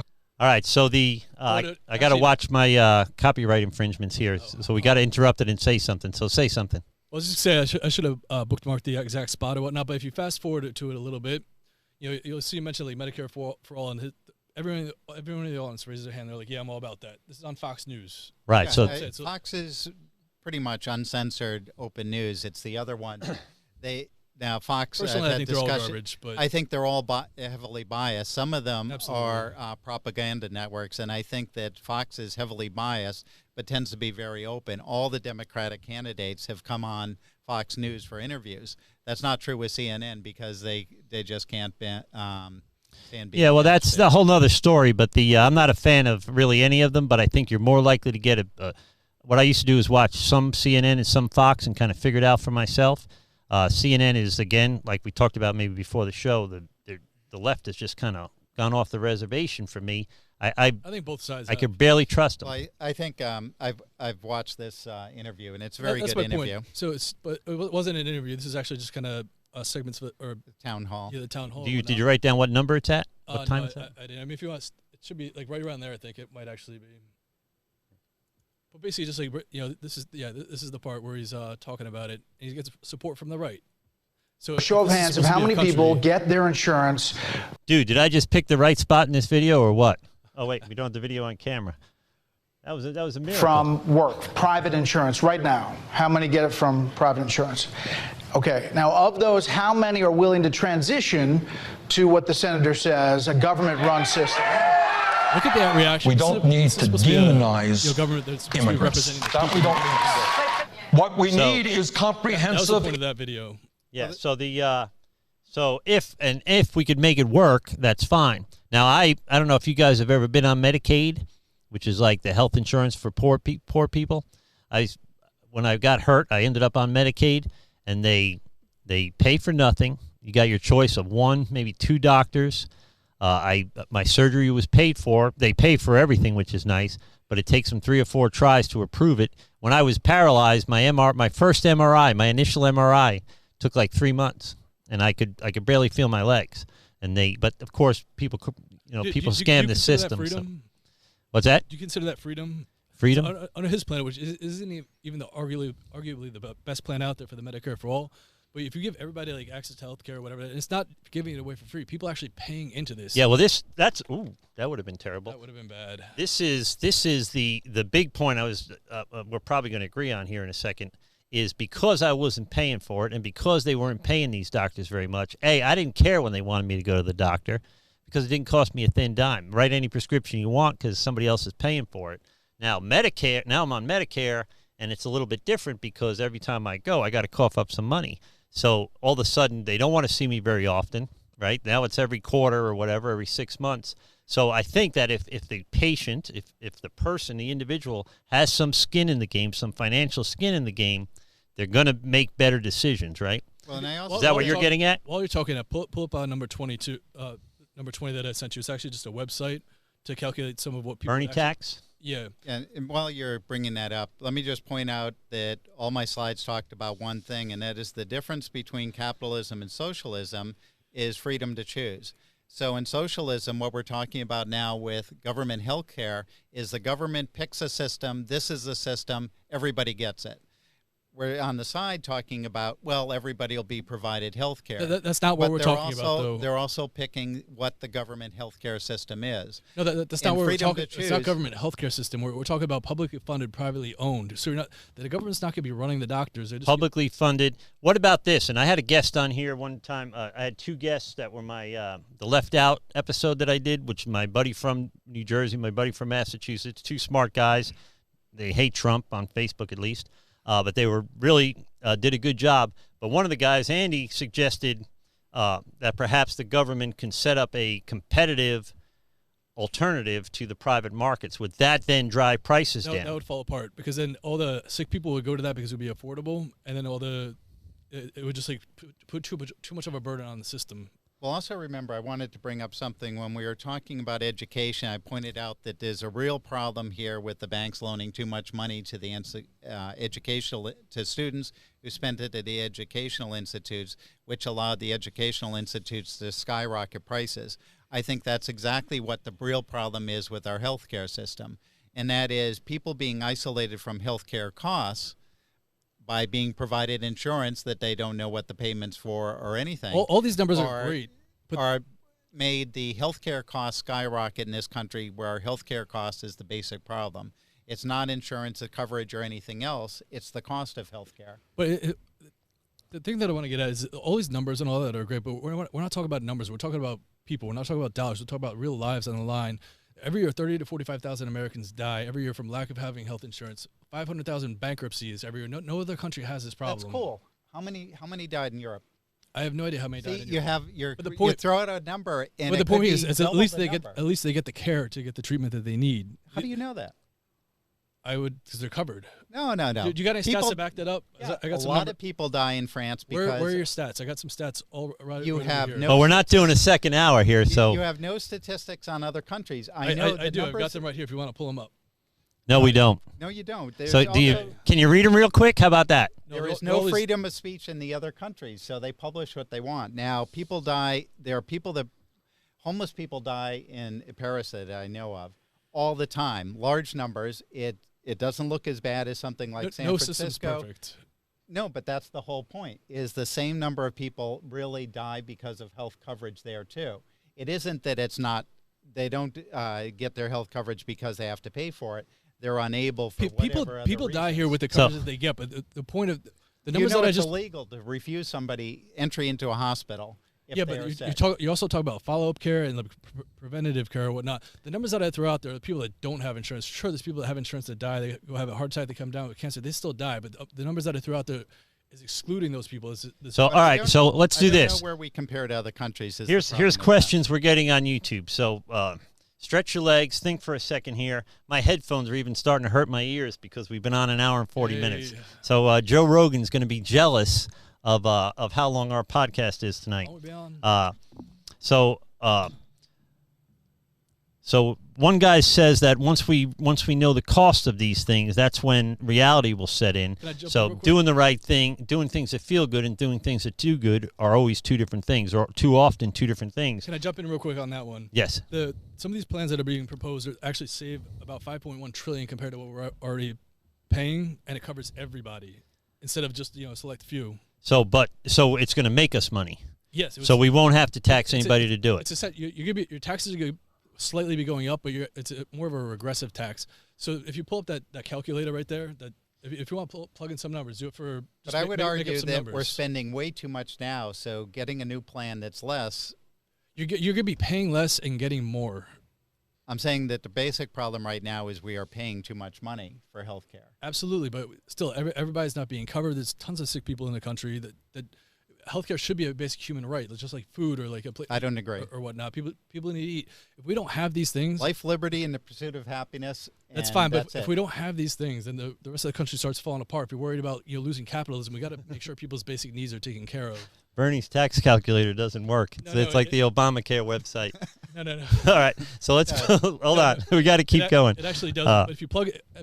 So another guy says that he saw that episode of Fox that we just watched, and it was the audience were Bernie supporters, intentionally Bernie supporters. So that doesn't surprise me. So if you turn on the news, by the way, and you trust what they're telling you, you need your head examined. It's almost creepy that people are so devout, so loyal to Trump and everything he says and does. I think we talked about it before the show. I don't like the guy personally, but I think he's doing a good job. But it's creepy how people are almost, they deify their political ideologies to the point that they it doesn't matter what Trump does or says, or it doesn't matter what the Democrats do or say. They're on board, even as bizarre as some of the things sound that the Democrats produce, or vice versa. Yeah, no matter what Trump does, that's good. It's absolutely wrong. He's still horrible. So you got to sit back and think to yourself, this is a little bit creepy. So why are people so? I mean, I'm devoted certainly to my faith, right? Being a pastor, I'm devoted to the Christian faith. But I find myself wondering why people would be so devoted to Trump. And I understand he gets people excited. Patriotism excites me too. Obama's speeches excited me. It just, the rest of his presidency I didn't enjoy, but I liked watching his speeches because he gave a hell of a speech. But he a lot of times didn't say anything. And then when he turned around, the things he did that I didn't like, apologizing for America and catering to places like Iran and blah, blah, blah. But he is, that we are so devoted to our political ideologies in this country is freaking creepy that people they lose their mind. I have friends that won't talk to me because I'm not okay with killing 70 million babies since 1974. Well, that, if you can I have yet to hear a good argument for that making sense, that Black lives matter, but babies' lives don't matter. It's irrational. It doesn't make sense. So it's bizarre to me. It's almost like a delusion is set in. And for instance, Brian and I clearly are on different sides of many political issues, and I think we all agree that helping people with health care, however it's paid for, we all agree that that's a good thing and we want to maximize that. I would say that with my experiences being in other countries, particularly Europe, I've been to other continents too, but I've seen how socialism works in action, and what it really comes down to is, do we want freedom of choice or not?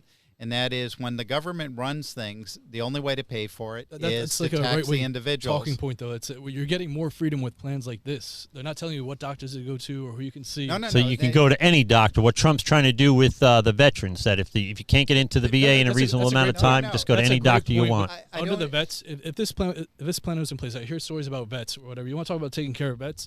I've heard stories about them having to drive an hour away just to go to the VA hospital. If they had this plan in place, they could go to whatever doctor they choose right around the block from their house. Well, and Trump's already said that if they get to if they don't get the care they need, if they have too long a wait at the VA, and I take guys to the VA, and I know it's an amazing bureaucracy. It's the place in Tampa is huge. It's unbelievable. They should absolutely be taken care of. But they're now allowed to go to any regular doctor and send a bill to the government or something. Yeah, if you're a vet. That's great, but I wanted to point out that the issue is our money, and that is, in Europe, a good percentage of their income is taken for these government services.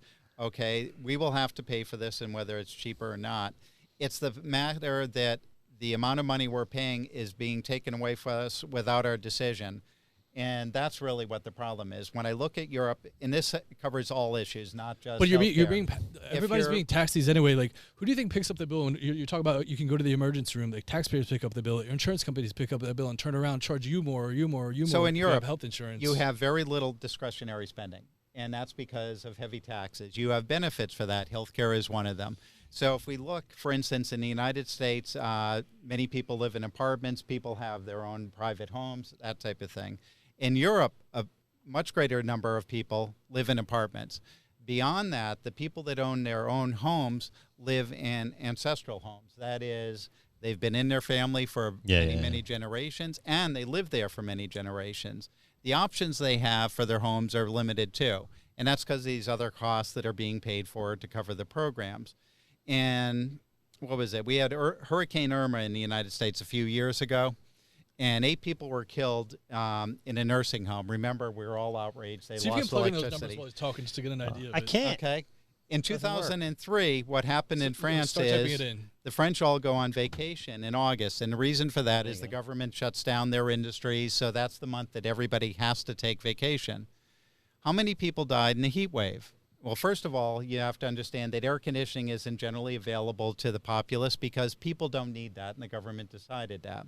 15,000 people died that month because of heat-related injuries. We are outraged here that 8 people died. Yeah. They had 15,000. Now, our news didn't drum that up and say how horrible this is, other than a couple of quick stories. Clearly, the United States is the best system ever because people aren't trying to sneak in or sneak out of this place. They're trying to sneak in.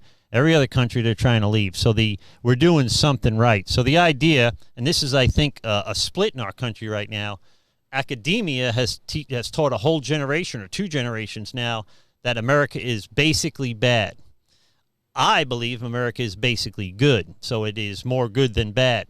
But there is a ideology. Why do you think we're tearing down statues and these types of things? That's akin to burning books, by the way. That's freaking creepy to try to erase history. That's a whole other topic. Yeah, we shouldn't be invading like foreign countries, like sovereign nations, like the way that we are. But that's a separate topic. Well, Afghanistan was justified. Iraq, I don't think, was, and then we got involved in Libya. We got involved in Egypt.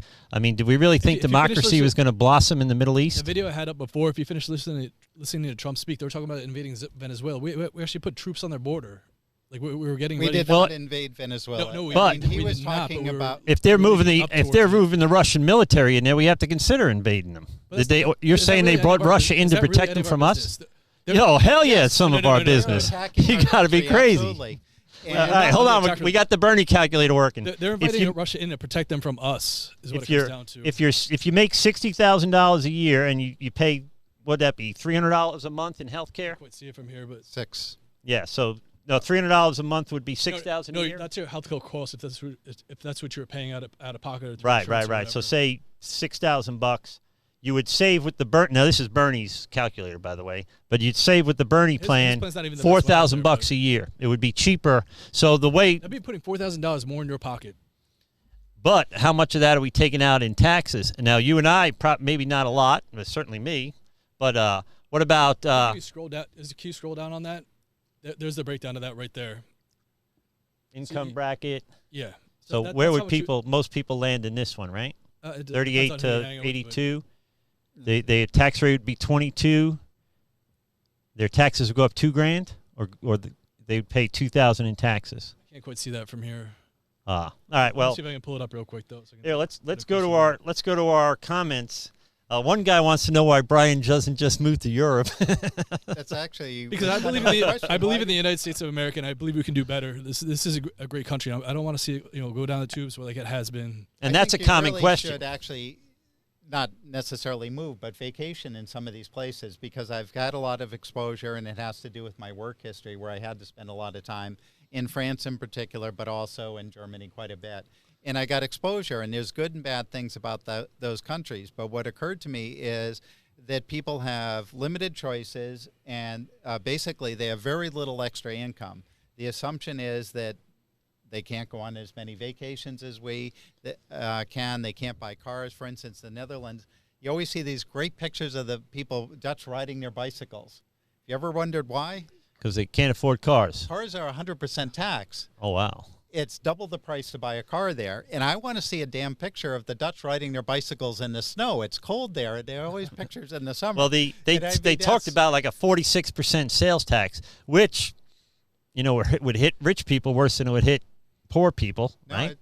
I think at the end of the day, it's about taking care of people. Like there's just too much of a gap right now. There's like the country's being run away with by oligarchs, by big money, and many people are being left behind for decades. So you're saying it's time to repent, come to the Lord, because it's almost over. To restore power back to the people and take it away from these giant corporations and industries that are running our country. We're not running our country. Like we have all these representatives that are all bought off. If we took, here's a hypothetical for you. If we took all the money in America, divide it equally amongst everybody. $4 trillion right now. Like the rich have like just over $4 trillion. So if we took the $4 trillion, divided it equally between 345 million, it would temporarily solve the problem, right? Everybody would be the same. Nobody wants to divvy out the money like that. But 20 years from now, would not the same people, the people prone to being rich, people that are intellectually more likely to succeed, and people that have a better work ethic, wouldn't they ultimately be rich again, and the poor people would then be poor again? There's a difference between having a work ethic and working harder. I'm all about that.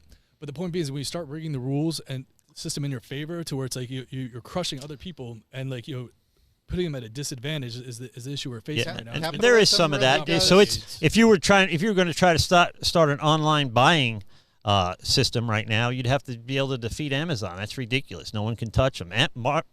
Walmart's trying to do it, and they can't.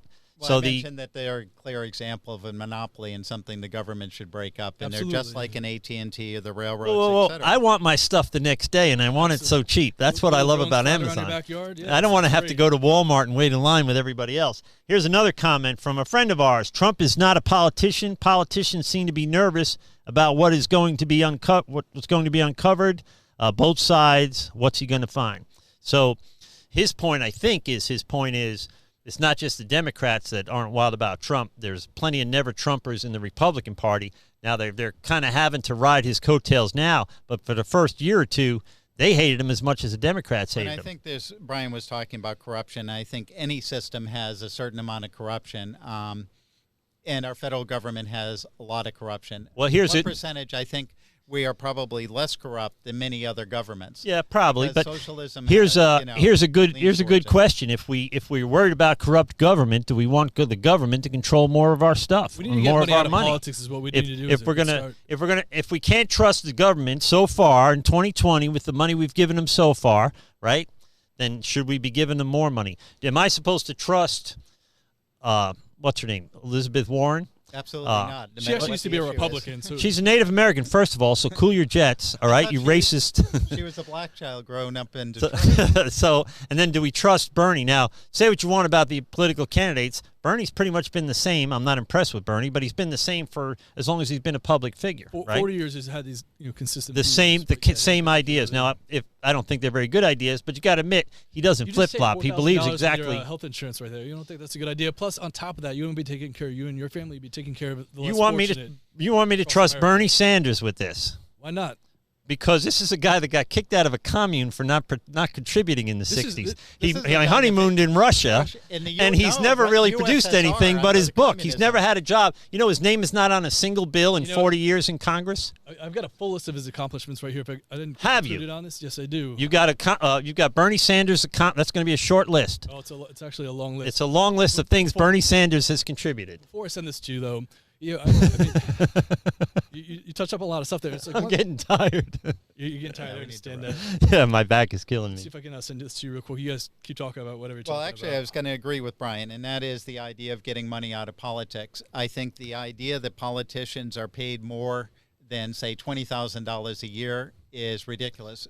Serving for the federal government real quick, how can I send is supposed to be a service. Godlogic Project. No, all right. That way I can open it on the computer.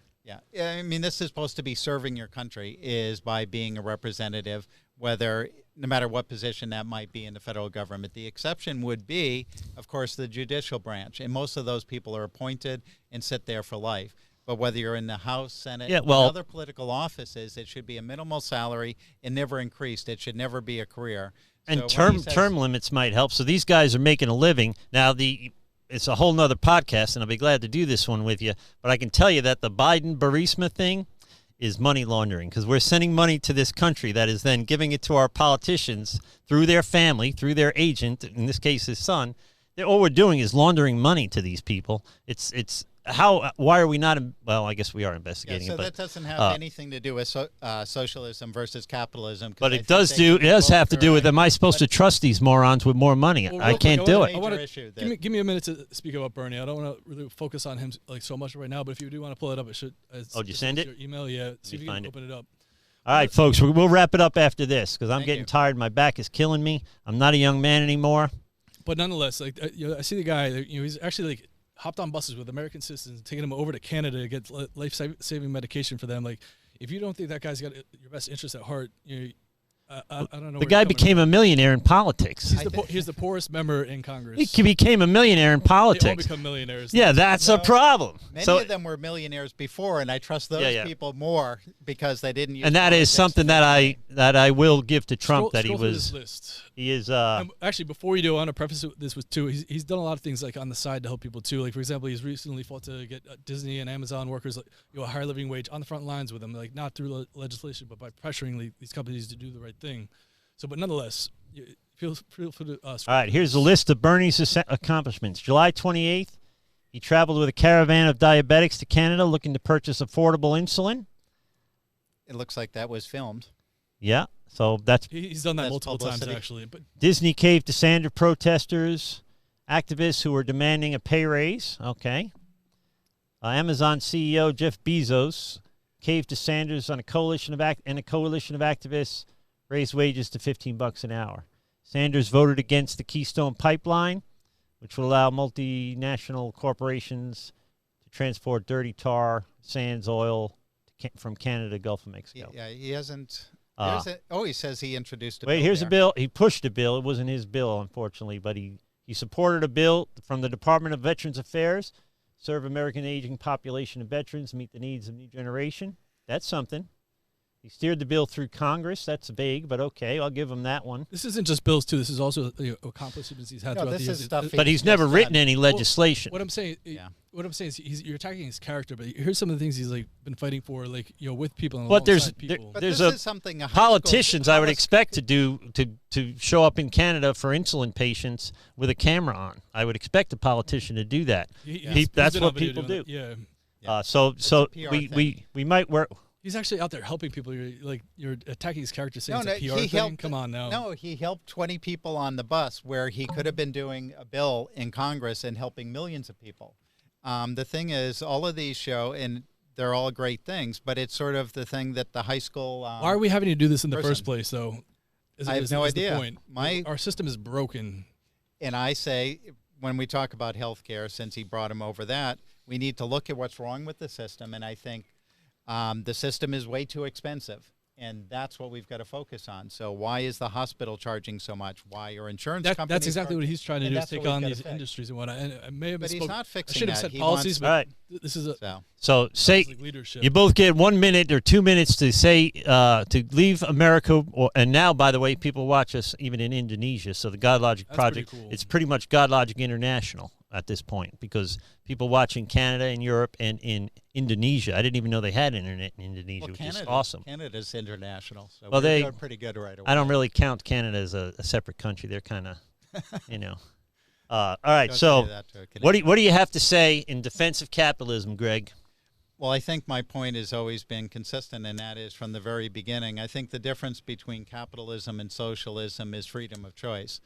And I think that's very important to me, and that is to choose how I spend my money, whether I want to spend my money on a universal health care system, typically through taxes, or if I'd rather spend it on something else. And I think at an earlier age, I'd want to spend it partying, perhaps actually, or maybe even education, whatever it might be. And mostly partying. Yeah, mostly partying. In later years, I might want to devote more to health care.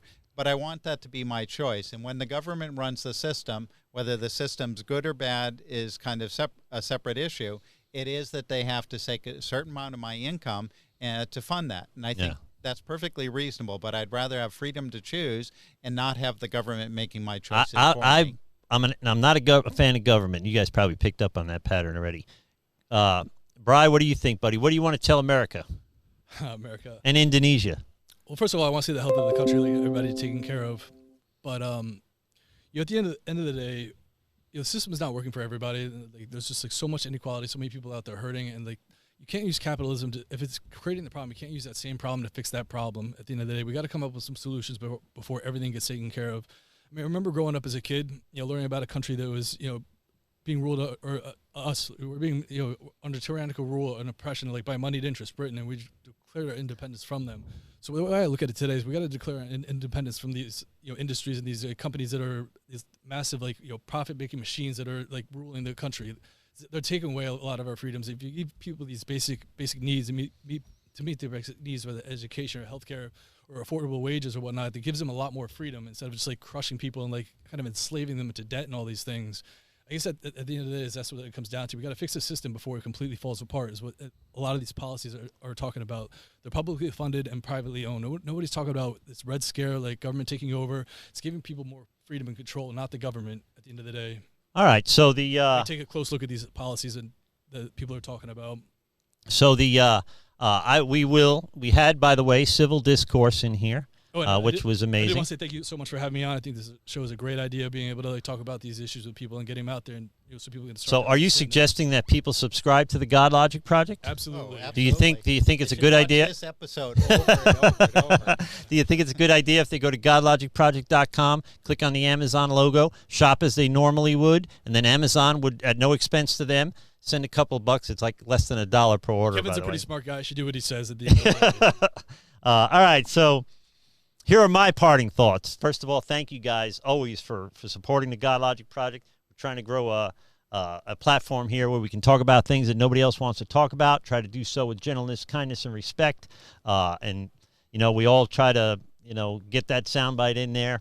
I love to tell jokes, and I walk a fine line between hosting a podcast, hopefully a central, neutral podcast, although I'm certainly not neutral on a lot of topics, and being a pastor and being a jerk, which is my strength, is to be funny. So I thank you guys for supporting us by going to the godlogicproject.com, using the Amazon logo when you shop at Amazon.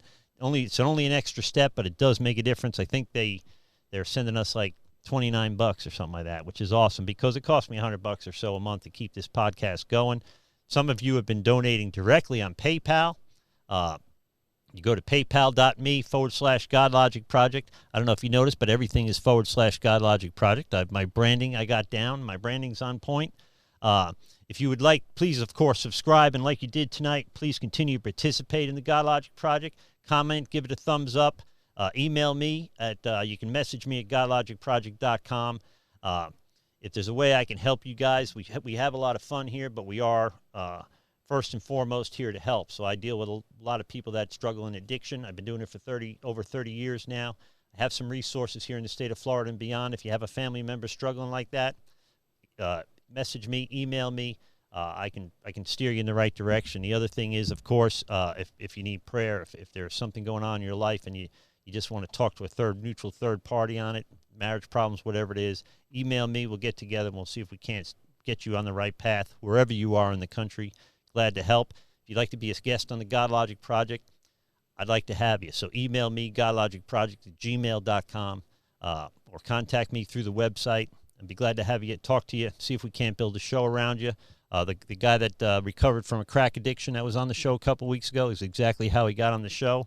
I'll talk to anybody about anything. So if you're a Jehovah's Witness, if you're a Mormon or a Latter-day Saint, if you're a Calvinist, if you're an Arminian, you don't have to agree with me. I would like to create a platform where you have a seat at this table and we can talk about it. If you'd like me, by the way, if you'd like to invite me, this year I'm going to try to do a little more public speaking. So if you'd like to have me out, be glad to have you. Be glad to come out and talk to your group, your church group or your political group, whatever it is. Very little I won't talk about, and I hopefully will do so with kindness and respect as I'm called to do by Scripture. So email me. If you got a speaking engagement, I'd love to talk about it. And if you need help with your YouTube channel, a lot of people have been asking me YouTube questions. I've learned the hard way. I'm not an expert, but I've kind of roughed off. I've been through some of the rough stuff, so you don't have to. You could email me for that too. No one told you they love you today. God loves you, and so do I. Receive that. Be blessed, and we'll speak soon. Thank you. Thanks, Kevin. Thanks, Kevin. Thank you for supporting the Godlogic Project. And if no one's told you they love you today,